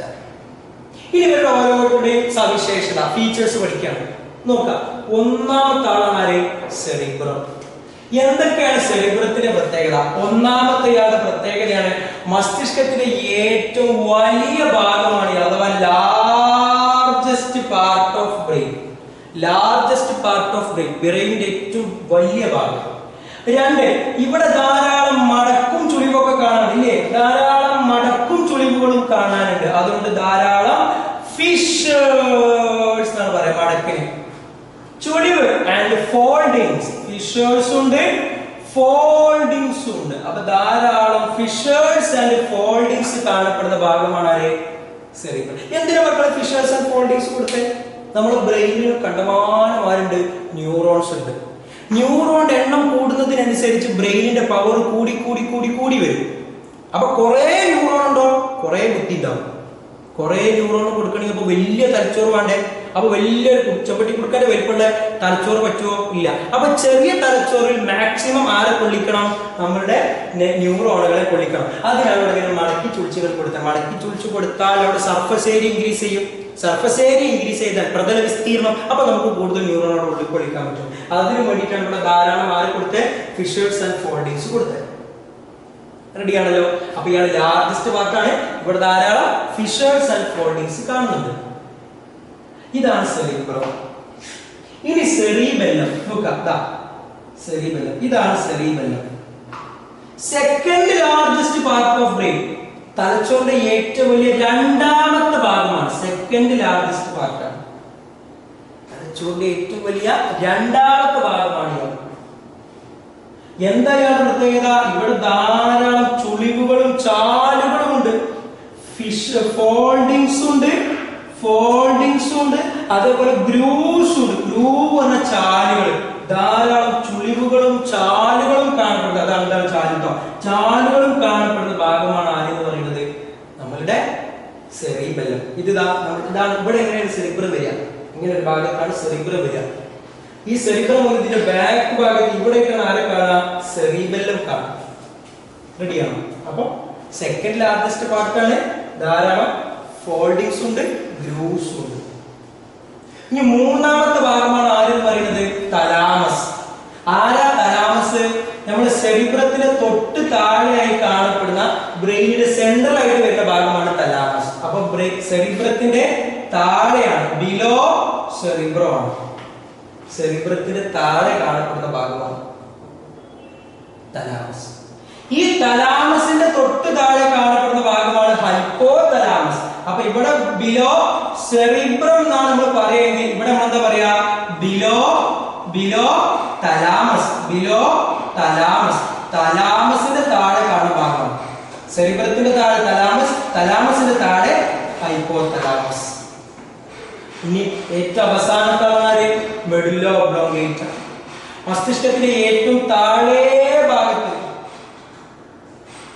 സെറിബെല്ലത്തിന്റെ അടുത്തായിട്ട്, മസ്തിഷ്കത്തിന്റെ ഏറ്റവും താഴെ ഭാഗത്തായിട്ട് സെറിബെല്ലത്തിന്റെ തൊട്ടടുത്ത് കാണാം ദണ്ട് പോലെ. ദണ്ട് എന്ന വടി, ഒരു റോഡ് പോലെ, റോഡ് എന്ന ദണ്ടിനാണ്. ദണ്ട് പോലെ ഒരു വടി പോലെ കാണുന്ന ഭാഗമാണ് ആര്? Medulla oblongata. റെഡിയാണോ? അപ്പം ഇത്രയാണ് നമുക്ക് പാർട്സിന്റെ ഫീച്ചേഴ്സ് പറയുന്നത്. എന്തൊക്കെ ഫീച്ചേഴ്സ് പറയുന്നത്? ഇവിടെ ലാർജസ്റ്റ് പാർട്ട് ഓഫ് സെറിബ്രം ആരാ? ലാർജസ്റ്റ് പാർട്ടാണ്. ഇവിടെ ധാരാളം ഫിഷേഴ്സ് ആൻഡ് ഫോൾഡിങ്സ് ഉണ്ട്. സെക്കൻഡ് ലാർജസ്റ്റ് പാർട്ടാണ് സെറിബെല്ലം. അവിടെ ധാരാളം ഫോൾഡിങ്സും ഗ്രൂവ്സും ഉണ്ട്. സെറിബ്രത്തിന് തൊട്ട് താഴെ കാണുന്ന ഭാഗമാണ് തലാമസ്. തലാമസിന് തൊട്ട് താഴെ കാണുന്ന ഭാഗമാണ് ഹൈപ്പോതലാമസ്. സെറിബ്രത്തിന്റെ ഏറ്റവും, മസ്തിഷ്കത്തിന്റെ ഏറ്റവും താഴെ ഭാഗത്തായിട്ട് നമ്മുടെ സെറിബെല്ലത്തിന് അടുത്തായിട്ട് കാണുന്ന ആളാണ് ആര്? റോഡിലേക്ക് ദണ്ട് പോലെ കാണുന്ന മെഡുല്ല ഒബ്ലോംഗേറ്റ. ഇനി ഇവരുടെയൊക്കെ ഫംഗ്ഷൻ ആണ് പഠിക്കാനുള്ളത്. ഇവരുടെയൊക്കെ ഫംഗ്ഷൻ, ഇവരുടെയൊക്കെ ധർമ്മം എന്താണ്? ആദ്യത്തെ ആളാണ് സെറിബ്രം. നോക്കുക, സെറിബ്രത്തിന് നമ്മളെ 9ാം ക്ലാസ്സിൽ പഠിച്ചിട്ടുണ്ട് ഐച്ഛിക ചലനങ്ങൾ, അനൈച്ഛിക ചലനങ്ങൾ, വോളണ്ടറി ആക്ഷൻസ്, ഇൻവോളണ്ടറി ആക്ഷൻസ്. നമ്മുടെ ശരീരത്തിന്റെ വോളണ്ടറി എന്ന് പറഞ്ഞാൽ ഞാൻ അറിഞ്ഞുകൊണ്ട് ചെയ്യുന്ന പ്രവർത്തനങ്ങളെ ഞാൻ വിളിക്കുന്ന പേരാണ് വോളണ്ടറി ആക്ഷൻസ് അഥവാ ഐച്ഛിക പ്രവർത്തനം. ഞാൻ അറിയാതെ ഓട്ടോമാറ്റിക്കലി നടക്കുന്ന, അതിനെ എനിക്ക് നിയന്ത്രിക്കാൻ പറ്റില്ല, അതങ്ങനെ ഓട്ടോമാറ്റിക്കലി ഇങ്ങനെ നടക്കും. ഉദാഹരണം, നമ്മൾ കണ്ണടക്കുന്നത് പോലെ, നമ്മുടെ ശ്വാസോച്ഛ്വാസം പോലെ, നമ്മുടെ ഹൃദയമിടിപ്പ് പോലെ, നമ്മുടെ അന്നനാളത്തിലെ പെരിസ്റ്റാൾസിസ് പോലെ, ഇതൊക്കെ ഓട്ടോമാറ്റിക്കലി നടക്കുന്നതാണ്. ഇങ്ങനത്തെ മൂവ്മെന്റ്സ് നമ്മൾ വിളിച്ചതിന് പേരാണെന്ത്? അനൈച്ഛിക ചലനം. നമ്മുടെ ശരീരത്തിലെ എല്ലാ ഐച്ഛിക ചലനങ്ങളെയും കൺട്രോൾ ചെയ്യുന്നത് ആരാണ്? സെറിബ്രമാണ്. അപ്പൊ എല്ലാ വോളണ്ടറി ആക്ഷൻസും ഉണ്ടാക്കി തരുന്ന ആളാരാണ്? സെറിബ്രമാണ്. അപ്പൊ ഞാൻ കാണുന്നത്, കേൾക്കുന്നത്, മണക്കുന്നത്, രുചിക്കുന്നത് എല്ലാം ആരുടെ സഹായത്തോടു കൂടിയാണ്? സെറിബ്രത്തിന്റെ സഹായത്തോടെയാണ്. ഞാൻ നടക്കുമ്പോൾ ഞാൻ അറിഞ്ഞുകൊണ്ടാണ് നടക്കുന്നത്, അപ്പൊ അത് സെറിബ്രത്തിന്റെ സഹായത്തോടു കൂടിയാണ്. ഞാൻ ഈ അറിഞ്ഞുകൊണ്ട് ചെയ്യുന്ന എല്ലാ പ്രവർത്തനങ്ങൾക്കും സഹായിക്കുന്നത് സെറിബ്രമാണ്. 2, ഞാൻ ചിന്തിക്കുന്നത്, തിങ്കിങ്, ഏരിയ ഓഫ് തോട്ട്, ചിന്തയുടെ ഭാഗം. ഞാൻ ചിന്തിക്കുന്നത് എന്റെ സെറിബ്രം ഉപയോഗിച്ചാണ്, അഥവാ ഏരിയ ഓഫ് തോട്ട്, ചിന്തയുടെ കേന്ദ്രം. ഇമാജിനേഷൻ, എന്താ ഇമാജിനേഷൻ എന്ന് പറഞ്ഞാൽ? ഭാവന. മെമ്മറി, ഓർമ്മശക്തി. മെമ്മറി, ചിന്ത, ഓർമ്മ. ഇന്റലിജൻസ്, എന്താ ഇന്റലിജൻസ് പറഞ്ഞാല്? ബുദ്ധിപൂർവത. ഇതിന്റെ ഒക്കെ ഭാഗം ആരാണ്? സെറിബ്രമാണ്. ഓക്കെ, അപ്പൊ നമ്മൾ പറഞ്ഞിട്ടുള്ള ആരെ കുറിച്ചാണ്? സെറിബ്രത്തെ കുറിച്ചാണ്. സെറിബ്രത്തിൽ എന്തായി? സെറിബ്രം ആരാണ്? ലാർജസ്റ്റ് പാർട്ടാണ്. അവിടെ ധാരാളം ഫിഷേഴ്സ് ആൻഡ് ഫോൾഡിങ്സ്, മടക്കും ചുളിവുണ്ട്. ദെൻ ഇയാൾ എന്ത് ചെയ്യുന്നു? എല്ലാ വോളണ്ടറി ആക്ഷൻസിനെയും കൺട്രോൾ ചെയ്യുന്നത്, എല്ലാ ഐച്ഛിക ചലനങ്ങളും സാധ്യമാക്കി തരുന്നത് ആരാണ്? ഇയാളാണ്. അതേപോലെ തോട്ട്, മെമ്മറി, ഇന്റലിജൻസ്, ഇമാജിനേഷൻ, ചിന്ത, ഓർമ്മ, ബുദ്ധിശക്തി, ഭാവന, ഇതിന്റെയൊക്കെ കേന്ദ്രം, ഏരിയ ഇയാളാണ്. ഇനി എല്ലാ സെൻസേഷൻസും നമുക്ക് ഉണ്ടാക്കി തരുന്നത് ഇയാളാണ്. എന്താ സെൻസേഷൻ എന്ന് പറഞ്ഞാല്? കാഴ്ച, കേൾവി, മണം, രുചി, സ്പർശനം, vision, hearing, smell, taste, touch, ഇതേപോലത്തെ എല്ലാ സെൻസേഷൻസും നമുക്ക് ഉണ്ടാക്കി തരാൻ സഹായിക്കുന്ന ആരാണ്? സെറിബ്രമാണ്. അപ്പൊ ഇത്രയാണ് മെയിൻ ആയിട്ട് ആരെ കുറിച്ച് പറയുന്നത്? സെറിബ്രത്തെ കുറിച്ച് പറയുന്നത്. ഇനി സെറിബ്രത്തിന്റെ പ്രത്യേകത, സെറിബ്രത്തിന് ഒരു വലിയൊരു പ്രത്യേകത ഉണ്ട്. സെറിബ്രത്തിന് ഒരു ഉൾഭാഗമുണ്ട്, ഒരു പുറംഭാഗമുണ്ട്. സെറിബ്രത്തിന് ഒരു ഔട്ടർ റീജിയനും ഒരു ഇന്നർ റീജിയനും ഉണ്ട്. സെറിബ്രത്തിന് ഒരു ഔട്ടർ റീജിയൻ ഉണ്ട്, ഇന്നർ റീജിയൻ ഉണ്ട്. ഔട്ടർ റീജിയനെ നമ്മൾ വിളിക്കുന്ന പേര്, പുറം ഭാഗത്ത് നമ്മൾ വിളിക്കുന്ന പേര് കോർട്ടെക്സ് എന്നാണ്. എന്താണ്? കോർട്ടെക്സ് എന്നാണ്. എന്നാൽ ഉൾഭാഗത്തെ, ഇന്നർ പോർഷനെ, ഉൾഭാഗത്തെ നമ്മൾ വിളിക്കുന്ന പേര് മെഡുല്ല എന്നാണ്. അപ്പൊ ആരുണ്ട്? കോർട്ടെക്സ് ഉണ്ട്, മെഡുല്ലയുണ്ട്. ബ്രെയിനിന്റെ, സെറിബ്രത്തിന്റെ, കോർട്ടെക്സിന്റെ പ്രത്യേകത, കോർട്ടെക്സ് എന്താണ്? ഗ്രേ മാറ്റർ ആണ്. നമ്മൾ പഠിച്ചതാണ് മുന്നേ. എന്താ ഗ്രേ മാറ്റർ എന്നാൽ? Grey coloured area. കാരണം എന്താ? അവിടെ ആരാണത്? Non myelinated axons, myelin sheet ഇല്ലാത്ത ആക്സോണുകൾ കാണപ്പെടുന്ന ഭാഗം ഗ്രേ കളറിലാണ് കാണാൻ നമ്മൾ പറഞ്ഞിരുന്നു.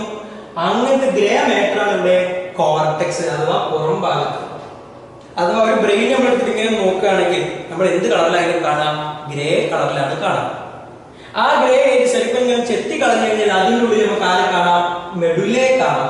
മെഡുല്ല എന്ത് മാറ്റർ ആണ്? വൈറ്റ് മാറ്റർ ആണ്. ഇത് എപ്പോഴും എക്സാമിൽ ചോദിക്കുന്നതാണ്. ബ്രെയിനിന്റെ ഔട്ടർ റീജിയൻ നമ്മൾ വിളിക്കുന്ന പേരാണ് കോർട്ടെക്സ്, ഇന്നർ റീജിയൻ വിളിക്കുന്ന പേരാണ് മെഡുല്ല. കോർട്ടെക്സ് ഗ്രേ മാറ്ററും മെഡുല്ല വൈറ്റ് മാറ്ററും. ഇത്ര നമുക്ക് സെറിബ്രത്തെ കുറിച്ച് പറയുന്നത്. ഇനി നമ്മൾ നേരെ വരികയാണ് സെറിബെല്ലത്തിലേക്ക് വരികയാണ്. സെറിബെല്ലത്തെ കുറിച്ച് നമ്മൾ എന്തൊക്കെ പറഞ്ഞു കഴിഞ്ഞു? ഇയാൾ സെക്കൻഡ് ലാർജസ്റ്റ് പോർഷൻ ആണ്. ഇവിടെ ധാരാളം എന്തുണ്ട്?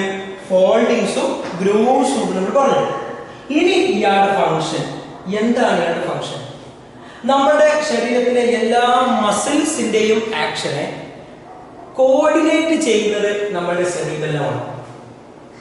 എല്ലാ മസ്കുലാർ ആക്ടിവിറ്റീസും എല്ലാ പേശി പ്രവർത്തനങ്ങളെയും ഏകോപിപ്പിക്കുന്നത്, കോർഡിനേറ്റ് ചെയ്യുന്നത് ആരാണ്? സെറിബെല്ലമാണ്. അതുകൊണ്ട് തന്നെ നമുക്ക് എന്ത് ബോഡി ബാലൻസ്, ഇതാണ് ഏറ്റവും മെയിൻ പഠിക്കുക കേട്ടോ. ബോഡി ബാലൻസ് പ്രൊവൈഡ് ചെയ്യുന്നത് സെറിബെല്ലമാണ്. എന്താ ബോഡി ബാലൻസ് എന്നാൽ? ശരീര തുലന നില, ശരീര തുലന നില, ശരീര തുലന നില പാലിക്കാൻ സഹായിക്കുന്നത് ആരാണ്? സെറിബെല്ലമാണ്. എന്താ അങ്ങനെ പറഞ്ഞത്? ഇപ്പോ ഞാൻ രണ്ട് കാലിൽ നേരെ എണീറ്റ് നിൽക്കില്ലേ? എന്നെങ്ങനെ രണ്ട് കാലിൽ എണീറ്റ് നിൽക്കാൻ സഹായിക്കുന്നത് എന്റെ സെറിബെല്ലമാണ്. ഞാൻ കള്ളു കുടിച്ചാൽ ആ കള്ളിലിരിക്കുന്ന ആൽക്കഹോൾ നേരെ പോയി പ്രവർത്തിക്കുന്നത് എന്റെ തലച്ചോറിന്റെ സെറിബെല്ലത്തിലാണ്. അതുകൊണ്ടാണ് കള്ളു കുടിച്ച ആളുകൾക്ക് എന്ത് കിട്ടൂല? ശരിക്കും ഒരു ബാലൻസ് കിട്ടൂല. അവരിങ്ങനെ ആടി ആടി ആടി നടക്കാനുള്ള കാരണം എന്താ? സെറിബെല്ലത്തിന് എന്ത് കൊടുക്കാൻ പറ്റണില്ല? അയാളുടെ ശരീരത്തിലെ എല്ലാ മസിൽസിന്റെയും പ്രവർത്തനങ്ങളെ ഏകോപിപ്പിക്കാൻ, കോർഡിനേറ്റ് ചെയ്യാൻ പറ്റണില്ല. അതുകൊണ്ട് അയാൾക്ക് ഒരു ബോഡി ബാലൻസ് കൊടുക്കാൻ പറ്റണില്ല. അതുകൊണ്ടാണ് അയാൾ ഇങ്ങനെ ആടിക്കളിക്കുന്നത്. അപ്പൊ സെറിബെല്ലത്തിന്റെ ധർമ്മം ചോദിച്ചാൽ എന്താണ്? ബോഡി ബാലൻസ് പ്രൊവൈഡ് ചെയ്യുക. എങ്ങനെ? ബൈ മസ്കുലാർ കോർഡിനേഷൻ, മസിൽസിനെ കോർഡിനേറ്റ് ചെയ്തുകൊണ്ട്. ഇനി അടുത്ത ഭാഗമാണ് നമ്മൾ പറഞ്ഞത് തലാമസ്. എന്തിന് തലാമസിന്റെ പ്രത്യേകത പറഞ്ഞു? ഇയാൾ എഴുതിന് താഴെ കാണുന്നതാണ്, സെറിബ്രത്തിന് താഴെ കാണുന്ന ഭാഗമാണ് തലാമസ്. എന്താണ് തലാമസിന്റെ പ്രത്യേകത? ഇയാളുടെ ഫംഗ്ഷൻ എന്താണ്? ധർമ്മം എന്താണെന്ന് പറയുന്നത് കേട്ടോ. ഞാൻ ഒരു ബെസ്റ്റ് എക്സാമ്പിൾ പറയാം. ഇപ്പൊ നമ്മൾ വേദന മാറാൻ വേണ്ടിയിട്ട് വേദന സംഹാരികളായ മരുന്നുകൾ കഴിക്കാറുണ്ടല്ലോ. ഏറ്റവും എല്ലാവർക്കും അറിയുന്ന ഒരു എക്സാമ്പിൾ ആയിരിക്കും പാരസെറ്റമോൾ. നമ്മൾ പനിക്കും അതേപോലെ വേദന മാറാൻ വേണ്ടി ഉപയോഗിക്കുന്ന ഒരു കോമൺ മരുന്നാണ് പാരസെറ്റമോൾ. ഒരു പെയിൻ കില്ലറാണ്. അത് കഴിച്ചാൽ എങ്ങനെ നമുക്ക് വേദന മാറുമെന്ന് അറിയും. ഉദാഹരണത്തിന് നിങ്ങൾക്ക് എന്തുണ്ട്? തലവേദന ഉണ്ട് അല്ലേ? വേണ്ട, നിങ്ങൾക്ക് വയറുവേദന ഉണ്ട്. അപ്പൊ എന്താണ് ഇവിടെ സംഭവിക്കുന്നത് വെച്ചാൽ നിങ്ങളുടെ വയറ്റിനുള്ളിൽ വേദനയുടെ ഉദ്ദീപനങ്ങളുണ്ട്. ആ വേദനയുടെ ഉദ്ദീപനങ്ങളെ വയറ്റിനുള്ളിൽ കാണപ്പെടുന്ന ഗ്രാഹികൾ സ്വീകരിക്കുന്നു. എന്തിന്റെ ഗ്രാഹി? വേദനയെ സ്വീകരിക്കുന്ന ഗ്രാഹി. ആ വേദനാഗ്രാഹികൾ അതിന് സ്വീകരിക്കുന്നു. അതിനെന്താക്കി മാറ്റുന്നു? ആവേഗമാറ്റി മാറ്റുന്നു. ആ ആവേഗം നേരെ ഒരു നാഡി വഴി തലച്ചോറിലേക്ക് ഇങ്ങോട്ട് വരും. വരുന്നതിന്റെ പേരെന്താ? സംവേദനാഡി. തലച്ചോർക്ക് അങ്ങോട്ടാണ് അല്ലെ സുഷുമ്നയ്ക്ക്. ഒരിക്കലും നേരിട്ട് തലച്ചോർക്ക് കയറില്ല. നമ്മുടെ ശരീരത്തിൽ വിവിധ ഭാഗങ്ങൾ നേരെ ഇതിലേക്ക് കയറും. സുഷുമ്നയിലേക്ക് കയറിയിട്ട് സുഷുമ്ന വഴിയാണ് നേരിട്ട് ഇവിടെ വരിക, തലച്ചോറിൽ വരിക. അങ്ങനെയാണ് അതിന്റെ ഒരു സെറ്റപ്പ് ഉള്ളത്. അത് സുഷുമ്ന പഠിക്കുമ്പോൾ ശരിക്കും മനസ്സിലാവും. അപ്പൊ ഏതായാലും സംവേദ നാഡി വഴി നേരെ സുഷുമ്ന വഴി നമ്മുടെ തലച്ചോറിലെത്തും. തലച്ചോറിന്റെ ഏത് ഭാഗത്ത് എത്തുക? സെറിബ്രത്തിലാണ് എത്തേണ്ടത്. സെറിബ്രമാണ് നമുക്ക് എന്ത് ചെയ്തു തരിക? ഇത് അറിയിച്ചു തരിക. വേദനയ്ക്ക് നമുക്ക് അറിയിച്ചു തരിക. ഒരു സെൻസേഷൻ, ഒരു അറിവാണല്ലോ വേദന. അപ്പൊ അതൊക്കെ ഉണ്ടാക്കി തരാ സെറിബ്രമാണ്. അതിനെന്ത് ചെയ്യണം? ആ ആവേഗം നേരെ നമ്മുടെ തലച്ചോറിന്റെ സെറിബ്രത്തിൽ എത്തണം. അപ്പൊ സെറിബ്രം നമുക്ക് എന്ത് വരും? വേദനിക്കുന്നുണ്ട്. അപ്പൊ അതിന് അനുസരിച്ച് തിരിച്ചൊരു റെസ്പോൺസ് ഉണ്ടാവും. അപ്പോൾ നമ്മൾ എന്ത് ചെയ്യുക? ഇങ്ങനെ ഞെളിഞ്ഞു വിരിയേ, അപ്പോഴാണ് ആ റെസ്പോൺസ് ഉണ്ടാവുന്നത്. ആ റെസ്പോൺസ് ഉണ്ടാവാൻ വേണ്ടി എന്ത് ചെയ്യുന്നു? സെറിബ്രത്തിൽ നിന്ന് തിരിച്ചിങ്ങോട്ടൊരു മോട്ടോർ മെസ്സേജ്, തിരിച്ചിങ്ങോട്ട് ഇമ്പൾസ് വരും, ഒരു പ്രതികരണ മെസ്സേജ്. ആ മെസ്സേജ് നേരെ മോട്ടോർ നെർവ് വഴി നേരെ ചെയ്യുന്നു നമ്മുടെ വയറ്റിൽ മസിൽസിൽ എത്തുന്നു. അപ്പൊ വയറുവേദന ഞെളിഞ്ഞു വരും. ഇതാണ് വയറുവേദന സമയത്ത് സംഭവിക്കുന്നത്. അപ്പോഴാണ് ഞാൻ എന്ത് ചെയ്യുന്നത്? ഒരു പാരസെറ്റമോൾ എടുത്ത് കഴിക്കുന്നത്. ഞാൻ പാരസെറ്റമോൾ എടുത്ത് കഴിച്ചാൽ ആ പാരസെറ്റമോളിൽ കാണപ്പെടുന്ന വേദന ഇല്ലാതെയാക്കുന്ന കെമിക്കൽ ഉണ്ടല്ലോ, ഒരു രാസവസ്തു ഉണ്ടാവില്ലേ? ആ രാസവസ്തു നേരെ എവിടെ പോയിരിക്കും? തലാമസിൽ പോയിരിക്കും. എന്താ തലാമസിന്റെ പ്രത്യേകത? നമ്മുടെ സെറിബ്രം എന്ന് പറഞ്ഞ ഒരു കൊട്ടാരമാണെങ്കിൽ ആ കൊട്ടാരത്തിന്റെ കോട്ടവാതിലാണ് ആരെന്ന് പറയുന്നത്? തലാമസ് എന്ന് പറയുന്നത്. ഒരു വാതിലാണ്. ഈ വാതിൽ വഴി മാത്രമേ സെറിബ്രത്തിൽ അങ്ങോട്ട് പോകാൻ പറ്റുള്ളൂ, സെറിബ്രത്തിൽ ഇങ്ങോട്ട് വരാൻ പറ്റുള്ളൂ. അപ്പോഴാണ് ഞാൻ പെയിൻ കില്ലർ കഴിച്ചത്. ആ കഴിച്ചാൽ ആ കെമിക്കൽ നേരെ ഇവിടെ പോയിരിക്കുന്നു, നമ്മുടെ തലാമസിൽ പോയിരിക്കുന്നു. അപ്പോഴാണ് വേദനയുടെ ആവേഗം ഇങ്ങനെ വരുന്നത്. ആ വേഗതയുടെ ആവേഗത്തെ ആര് തടഞ്ഞു നിർത്തും? തലാമസ് തടഞ്ഞു നിർത്തും. എന്നിട്ട് നോക്കൂ, അങ്ങോട്ട് വിടണോ വിടണ്ട. വിട്ടിട്ടില്ല എങ്കിൽ ആ സാധനം ഒരിക്കലും എവിടെ എത്തൂല? സെറിബ്രത്തിൽ എത്തൂല. സെറിബ്രത്തിൽ എത്തിയില്ലെങ്കിൽ നമ്മൾ ആ സെൻസേഷൻ അറിയൂല, നമ്മൾ ആ വേദന അറിയൂല. വേദനയ്ക്ക് കാരണം എന്താ? വയറ്റിനുള്ളിൽ എന്തോ ഉള്ളതുകൊണ്ടാണ്. ആ സാധനം എപ്പോഴും അവിടെ ഉണ്ട്, വേദന സാധനം ഉണ്ടായിക്കൊണ്ടിരിക്കുന്നുണ്ട്, പക്ഷെ അത് നമ്മൾ അറിയൂല. കാരണം എന്താ? ആ ഇമ്പൾസ്, ആ ആവേഗം ഇവിടെ എത്തുന്നില്ല, സെറിബ്രത്തിൽ എത്തുന്നില്ല. അപ്പൊ ശരീരത്തിന്റെ വിവിധ ഭാഗങ്ങളിലുള്ള എല്ലാ ആവേഗങ്ങളും കടന്നു പോകുന്നതും കടന്നു വരുന്നതും തലാമസിലൂടെയാണ്.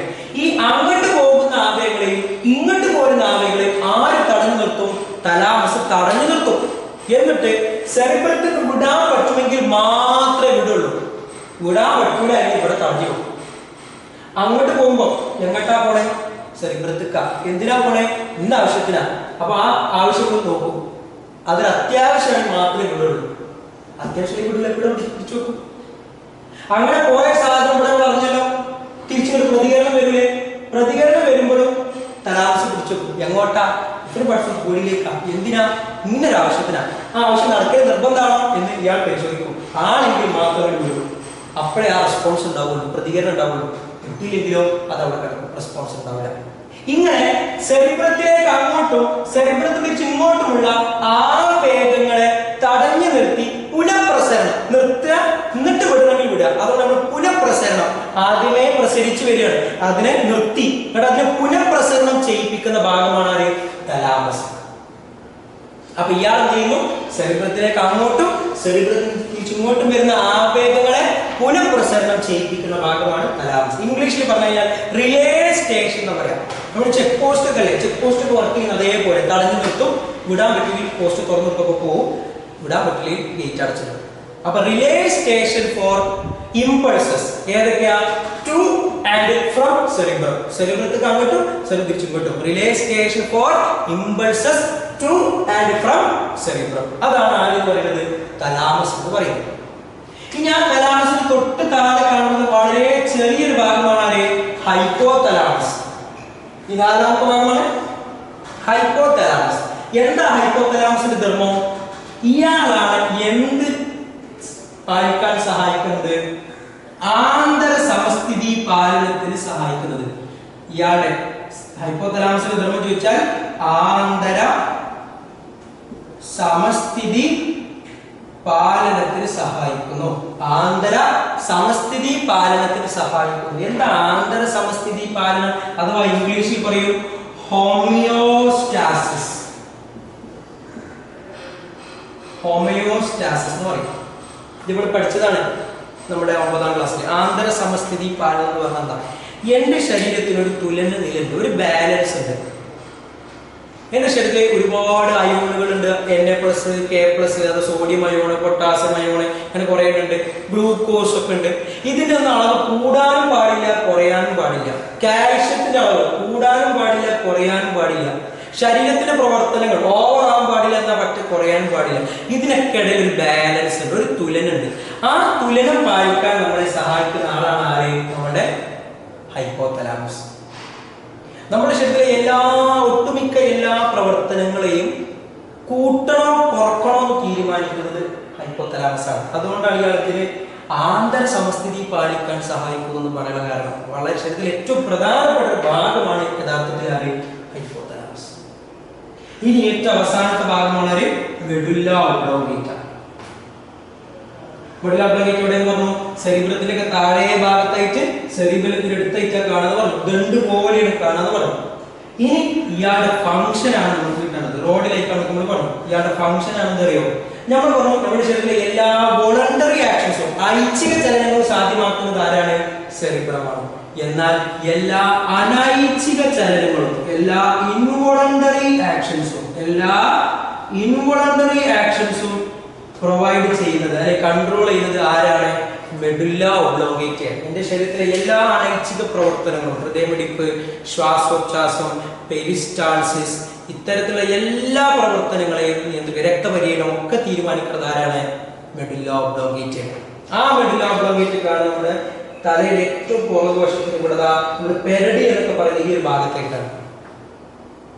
അപ്പൊ മെഡുല്ല ഒബ്ലോംഗേറ്റയ്ക്ക് വല്ല ആഘാതവും സംഭവിച്ചു കഴിഞ്ഞാൽ എല്ലാ അനൈച്ഛിക പ്രവർത്തനങ്ങളും തടസ്സപ്പെടും. ഹൃദയമിടിപ്പ് നിൽക്കും, ശ്വാസം നിലക്കും, പെരിസ്റ്റാൾസിസ് നിലക്കും, കുഴപ്പമൊന്നുമില്ല. ആള് നൈസായിട്ടൊന്ന് മരിച്ചു, ചെറുതായിട്ടൊന്ന് മരിച്ചു. അപ്പൊ അതുകൊണ്ടാണ് പറയുന്നത് ഹെൽമെറ്റ് ധരിക്കണം. ബൈക്ക് ഓടിക്കുന്ന സമയത്ത് നമ്മൾ ഏതിലും പോയി ഇടിച്ചു കഴിഞ്ഞാൽ നേരെ നമ്മളെ തലയാണ് പോയി ഇടിക്കുക. തല ഇടിക്കുന്ന സമയത്ത് നമ്മുടെ മെഡുല ഒബ്ലോംഗേറ്റ ഇടിച്ചു കഴിഞ്ഞാൽ ഹൃദയമിടിപ്പ് അപ്പം നിലക്കും, ആൾ മരിച്ചു. നമ്മുടെ സെറിബ്രം അടങ്ങിയിരിക്കുന്ന ഭാഗം എവിടെയും പോയി ഇടിച്ചു കഴിഞ്ഞാൽ നമ്മളുടെ കാഴ്ച പോവും, കേൾവി പോവും, മണം പോവും, രുചിക്കള കഴിവ് പോവും, സ്പർശന അറിയാനുള്ള കഴിവ് പോവും, ചൂടറിയാനുള്ള കഴിവ് പോവും, തണുപ്പറിയാനുള്ള കഴിവ് പോവും, മർദ്ദം പ്രഷർ അറിയാനുള്ള കഴിവ് പോവും, എല്ലാ കഴിവും നഷ്ടപ്പെടും. എനിക്ക് എന്റെ ചിന്ത നഷ്ടപ്പെടും, ഇമാജിനേഷൻ, ബുദ്ധിശക്തി, ഓർമ്മ, എല്ലാ സാധനങ്ങളും നഷ്ടപ്പെടും. അപ്പൊ അതുകൊണ്ടാണ് എന്റെ സെറിബ്രൽ ഡാമേജ് ആയി കഴിഞ്ഞാൽ പിന്നെ എനിക്ക് 2 കാലം എണീറ്റിക്കാൻ പറ്റില്ല, നിൽക്കുമ്പോൾ ഞാൻ വീണു. അപ്പൊ അതുകൊണ്ടാണ് നമ്മൾ എന്ത് ചെയ്യുന്നത്, ബൈക്ക് ഓടിക്കുന്ന സമയത്ത് ഹെൽമെറ്റ് ധരിക്കണം എന്ന് പറയുന്നത്. യഥാർത്ഥത്തിൽ നമ്മൾ പറഞ്ഞു തലച്ചോറിന് എന്തുണ്ട്, എല്ല് കൊണ്ടൊരു ആവരണം, അതിന് താഴെ 3 പാളി മെനിഞ്ചസ് ഒക്കെ ഉണ്ട്. പക്ഷെ എന്നിരുന്നാലും നമ്മൾ ബൈക്കിനൊക്കെ ഒരു 10-50 കിലോമീറ്റർ വേഗതയിൽ പോയിട്ട് ഒരു മതിൽമലോ അല്ലെ ഒരു വാഹനത്തിനൊക്കെ ഇടിക്കുന്ന സമയത്ത് ഭയങ്കര കൂടിയ അളവിലുള്ള ഫോഴ്സാണ് വരുന്നത്. ആ ഫോഴ്സ് കാരണം നമ്മുടെ തലയോടും എല്ലാം പൊട്ടിപ്പോകും. അതുകൊണ്ട് നമ്മൾ തലച്ചോറ് സംരക്ഷിക്കാൻ വേണ്ടിയാണ് എന്തെങ്കിലും ഹെൽമെറ്റ് ധരിക്കണം എന്നൊക്കെ പറയുന്നത്. അപ്പൊ ഇതാണ് നമ്മുടെ മസ്തിഷ്കം എന്നൊരു ടോപ്പിക്. അപ്പൊ ഇവിടെ നമ്മൾ എന്ത് ചെയ്തു, ആദ്യം മസ്തിഷ്കത്തിന്റെ ഘടന ഏകദേശം ചെക്ക് ചെയ്തു, അതിന്റെ 5 ഭാഗങ്ങളെ കുറിച്ച് പരിചയപ്പെട്ടു, ഓരോ ഭാഗത്തിന്റെയും സവിശേഷതകൾ പരിചയപ്പെട്ടു, ഓരോ ഭാഗത്തിന്റെ ധർമ്മവും പരിചയപ്പെട്ടു. ഇനി നമുക്ക് പഠിക്കാനുള്ള ടോപ്പിക്കാണത് സുഷുമ്ന അഥവാ സ്പൈനൽ കോഡ്. ബ്രെയിനിനോട് ഏറ്റവും അസോസിയേറ്റ് ചെയ്തിരിക്കുന്ന, ബ്രെയിനിന്റെ കൂടെ തന്നെ വർക്ക് ചെയ്യുന്ന ഒരാളാണ് ആരെന്ന് പറയുന്നത്, സ്പൈനൽ കോഡ് എന്ന് പറയുന്നത്. ബ്രെയിനിന്റെ കൂടെ തന്നെ വർക്ക് ചെയ്യുന്ന ആളാണ് സ്പൈനൽ കോഡ്. എന്താണ് സ്പൈനൽ കോഡിന്റെ പ്രത്യേകത ശ്രദ്ധിച്ചു കേട്ടോ. ബ്രെയിനിൽ അതേപോലെ തന്നെ സഹായിക്കുന്ന ആളായതുകൊണ്ട് ബ്രെയിനിലുള്ള അതേ പ്രൊട്ടക്ഷൻ നമ്മൾ സ്പൈനൽ കോഡിനും കൊടുക്കുന്നുണ്ട്.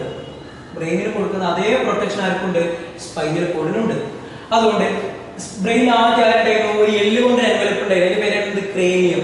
എന്നാൽ ഇവിടെ ഇയാൾക്കും എല്ല് കൊണ്ടൊരു എൻവലപ്പ് ഉണ്ട്, അതിന്റെ പേരാണ് നമ്മളുടെ ബാക്ക് ബോൺ അഥവാ നമ്മുടെ നട്ടെല്ല് എന്ന് പറയുന്ന സാധനം. നട്ടെല്ല് അഥവാ വെർട്ടിബ്രൽ കോളം, വെർട്ടിബ്രൽ കോളം എന്ന് വിളിക്കുന്ന നട്ടെല്ലിനുള്ളിലാണ് ആരെ കാണാം, നമ്മുടെ സ്പൈനൽ കോഡിനെ.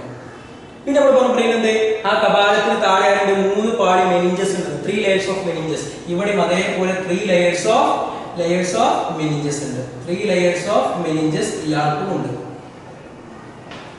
ഇനി നമ്മളോട് പറഞ്ഞിട്ട് മെനിഞ്ചസ് ലെയേഴ്സിന്റെ ആരുണ്ട്, സെറിബ്രോ സ്പൈനൽ ഫ്ലൂയിഡ്, അത് ഇവിടെയുണ്ട്. ഇവിടെയും മെനിഞ്ചസ് ലെയേഴ്സിന്റെ ആരുണ്ട്, സെറിബ്രോ സ്പൈനൽ ഫ്ലൂയിഡ്. ചുരുക്കി വിളിക്കുന്ന പേരാണ് CSF കേട്ടോ, സെറിബ്രോ സ്പൈനൽ ഫ്ലൂയിഡ് അഥവാ സെറിബ്രോ സ്പൈനൽ ദ്രവം അഥവാ CSF. ഇയാൾക്കുമുണ്ട്. അപ്പൊ രണ്ടുപേരെയും ഒരേ തരത്തിലാണ് സംരക്ഷിച്ചിരിക്കുന്നത്.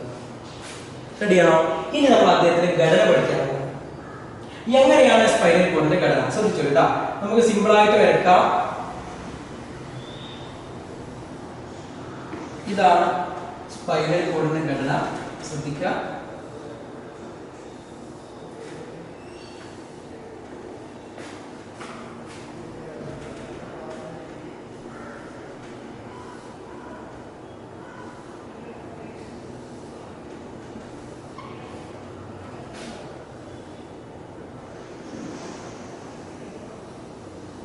ഓക്കെ, ഇതാണ് സ്പൈനൽ കോഡിന്റെ ഘടന. സ്പൈനൽ കോഡിന്റെ പ്രത്യേകത ഓരോ ഭാഗങ്ങളും നമ്മൾ പഠിക്കുകയാണെങ്കിൽ ഇത് സ്പൈനൽ കോഡ് എങ്ങനെ ഇരിക്കുന്നു അറിയോ, നീണ്ടു കിടക്കുന്ന സ്പൈനൽ കോഡാണ് കേട്ടോ. അതിനെ നമ്മളിങ്ങനെ ചെത്തിയിട്ട് ഇങ്ങനെ കാണിക്കണം, അതിന്റെ ട്രാൻസ്വേഴ്സ് സെക്ഷനാണ്. ഓക്കെ, സ്പൈനൽ കോഡിന്റെ പ്രത്യേകത നമ്മുടെ ശരീരത്തിന്റെ വിവിധ ഭാഗങ്ങളിൽ നിന്ന് ആവേഗങ്ങളിൽ കൊണ്ട് ആര് വരുന്നു എന്ന് പറഞ്ഞിട്ടുണ്ട്, സംവേദനാടി വരുന്നു പറഞ്ഞിട്ടുണ്ട്. ആ സംവേദനാടി സുഷുമ്നന്റെ ഉള്ളിൽ കയറുന്ന റൂട്ടാണ് ഇത്. ഈ റൂട്ട് നമ്മൾ വിളിക്കുന്ന പേരാണ് dorsal root. Dorsal root, dorsal root. ഇതേപോലെ ഈ ഭാഗത്തുമാരുടെ സുഷുമ്നന്റെ ഉള്ളിലേക്ക് ആര് കയറി വരുന്ന, സംവേദനാടി കയറി വരുന്ന റൂട്ടുണ്ട്. അപ്പൊ ഇതിന് നമ്മൾ എന്തിനെ വിളിക്കുക, ഡോർസൽ റൂട്ട് എന്ന് വിളിക്കുക. സുഷുമ്നന്റെ ഉള്ളിൽ എത്തിക്കഴിഞ്ഞാൽ സുഷുമ്ന എന്ത് ചെയ്യും, അതിനെ അനലൈസ് ചെയ്യും, വിശകലനം ചെയ്ത് എന്താക്കി മാറ്റും, പ്രതികരണമാക്കി മാറ്റും. ആ പ്രതികരണം തിരിച്ചിങ്ങോട്ട് വരും. ഏത് രൂപത്തില്, മോട്ടോർ ഇമ്പൾസ് ആയിട്ട് വരും. ഇങ്ങോട്ട് പോയാൽ സെൻസറി ഇമ്പൾസ്, സംവേദ ആവേഗം. തിരിച്ചിങ്ങോട്ട് വരിക മോട്ടോർ ഇമ്പൾസ്. മോട്ടോർ ഇമ്പൾസ് ഇതിലൂടെയാണ് പുറത്തു വരിക. ഇങ്ങനെ മോട്ടോർ ഇമ്പൾസ് പുറത്തേക്ക് വരുന്ന ഈ റൂട്ട് നമ്മൾ വിളിക്കുന്ന പേരാണ് വെൻട്രൽ റൂട്ട്. എന്താ വിളിക്കുക? Ventral root. വെൻട്രൽ റൂട്ട് എന്ന് വിളിക്കുക. റെഡിയാണോ? അപ്പൊ ഇതാ നമ്മുടെ സുഷുമ്ന ഇതാ. അപ്പൊ ഇതാണ് പുറത്തേക്ക് വരുന്ന ഭാഗം. ഉള്ളിലേക്ക് വരുന്നു, പുറത്തേക്ക് വരുന്നു. ഈ ഭാഗത്ത് നമ്മൾ വിളിക്കും വെൻട്രൽ റൂട്ട്. അപ്പൊ സുഷുമ്നക്കാരന്റെ ഒരു ഡോർസൽ റൂട്ടും ഉണ്ട്, ഒരു വെൻട്രൽ റൂട്ടും ഉണ്ട്. ഡോർസൽ റൂട്ട് വഴി സംവേദ ആവേഗങ്ങൾ സുഷുമ്നയുടെ ഉള്ളിലേക്ക് കയറും. വെൻട്രൽ റൂട്ട് വഴി പ്രേരക ആവേഗങ്ങൾ മോട്ടോർ ഇമ്പൾസ് പുറത്തേക്ക് വരും. റെഡിയാണല്ലോ? ഇനി സുഷുമ്നയുടെ കറക്റ്റ് മധ്യഭാഗത്തായിട്ട് ഒരു കനാലുണ്ട്, ഒരു സുഷിരമുണ്ട്. ആ സെൻട്രൽ കാണുന്ന സുഷിരത്തെ നമ്മൾ വിളിക്കുന്ന പേരാണ് സെൻട്രൽ കനാൽ. എന്താ വിളിക്കുക? Central canal. മലയാളത്തിൽ ഇതേപോലെയാണ് എഴുതുക, സെൻട്രൽ കനാൽ. Central canal. ഈ സെൻട്രൽ കനാലിനുള്ളിൽ ആരെ നിറച്ചു വെച്ചിട്ടുണ്ട്? നമ്മൾ നേരത്തെ പറഞ്ഞ സെറിബ്രോ സ്പൈനൽ ഫ്ലൂയിഡിനെ നിറച്ചു വെച്ചിട്ടുണ്ട്. സെൻട്രൽ കനാലിൽ ആരുണ്ട്? സെറിബ്രോ സ്പൈനൽ ഫ്ലൂയിഡ് കാണപ്പെടുന്നു. ഇനി നമ്മുടെ മസ്തിഷ്കത്തിന്റെ സെൻട്രൽ പറഞ്ഞ സമയത്ത് പറഞ്ഞു ഓർമ്മണ്ട, പുറം ഭാഗത്തെ ഔട്ടർ ഭാഗത്തെ നമ്മൾ കോർട്ടെക്സ് ഒന്നും ഇന്നർ റീജിയൻ നമ്മൾ മെഡുല്ല എന്ന് വിളിച്ചത് എന്നതുപോലെ നമ്മുടെ സുഷുമ്നക്കും ഒരു ഔട്ടർ റീജിയൻ ആയിട്ട് ആരുണ്ട്? കോർട്ടെക്സ് ഉണ്ട്. ഒരു ഇന്നർ റീജിയൻ ആയിട്ട് ആരുണ്ട്? മെഡുല്ല ഉണ്ട്. അപ്പൊ ഇതാരാണ് ഔട്ടർ റീജിയൻ ആയ കോർട്ടെക്സ്, ഇതാരാ ഇന്നർ റീജിയൻ ആയ മെഡുല്ല. ബ്രെയിനിൽ നമ്മൾ പറഞ്ഞു കോർട്ടെക്സ് എന്ത് മാറ്റർ ആണെന്ന്? ഗ്രേ മാറ്റർ ആണ്. എന്നാൽ ഇവിടെ നേരെ തിരിച്ചാണ്. കോർട്ടെക്സ് ആരാണ്? വൈറ്റ് മാറ്റർ ആണ്. വൈറ്റ് മാറ്റർ ആണ് പറഞ്ഞാൽ വെളുത്ത നിറത്തിലാണ് കാണുന്നത്. ഇയാളുടെ മെഡുല്ലയാണ് എന്ത് വരുന്നത്? ഗ്രേ മാറ്റർ വരുന്നത്. മെഡുല്ലയാണ് ഗ്രേ മാറ്റർ. റെഡിയാണോ? അപ്പൊ ഇത്രയാണ് നമുക്ക് സുഷുമ്നന്റെ ഘടനയിൽ പഠിക്കാനുള്ളത്. ആരാണ് സുഷുമ്ന എന്ന് ചോദിക്കാം. ആരാ സുഷുമ്ന? നോക്കുക, നമ്മളെ ബ്രെയിൻ പഠിച്ചത് ഓർമ്മയില്ലേ? ഇതാ നമ്മുടെ മസ്തിഷ്കം. ആ മസ്തിഷ്കത്തിന്റെ താഴെ ഭാഗത്തുണ്ടെങ്കിൽ സാധാരണ മക്കളെ മെഡുല്ല ഒബ്ലോങ്കേറ്റ. ആ മെഡുല്ല ഒബ്ലോങ്കേറ്റ് നീണ്ടു വന്നതാണ് യഥാർത്ഥത്തിൽ ആര് എന്ന് പറയുന്നത്? നമ്മുടെ സ്പൈനൽ കോഡ് അഥവാ സുഷുമ്ന എന്ന് പറയുന്നത്. അപ്പൊ മെഡുല്ല ഒബ്ലോങ്കേറ്റയുടെ തുടർച്ചയെ വിളിക്കുന്ന പേരാണ് യഥാർത്ഥത്തിൽ എന്ത്? Spinal cord. Extension of medulla oblongata. Medulla ഒബ്ലോങ്കേറ്റയുടെ തുടർച്ചയെ നമ്മൾ വിളിക്കുന്ന പേരാണ് എന്ത്? Spinal code. ഓക്കെ, അപ്പൊ നമ്മൾ എന്ത് പറഞ്ഞു? സ്പൈനൽ കോഡിന്റെ പ്രൊട്ടക്ഷൻ പറഞ്ഞു, അതിന്റെ സ്ട്രക്ചർ പറഞ്ഞു. ഇത്രയാണ് നമുക്ക് ഇവിടെ പറയുന്നത് സ്പൈനൽ കോഡ് എന്നുള്ള ഏരിയയിൽ ഡിസ്കസ് ചെയ്യാറുണ്ട്. ഓക്കെ, അപ്പൊ ഇത്രയാണ് ഇന്നത്തെ ടോപ്പിക്കിൽ നമുക്ക് ഡിസ്കസ് ചെയ്യാനുള്ളത്. വീഡിയോ ക്ലാസ് നന്നായിട്ട് കാണാം, നന്നായിട്ട് ശ്രദ്ധിച്ച് പഠിച്ചതിന് ശേഷം ടെക്സ്റ്റ് ബുക്ക് എടുത്ത് നന്നായിട്ട് വായിക്കുക. All the best.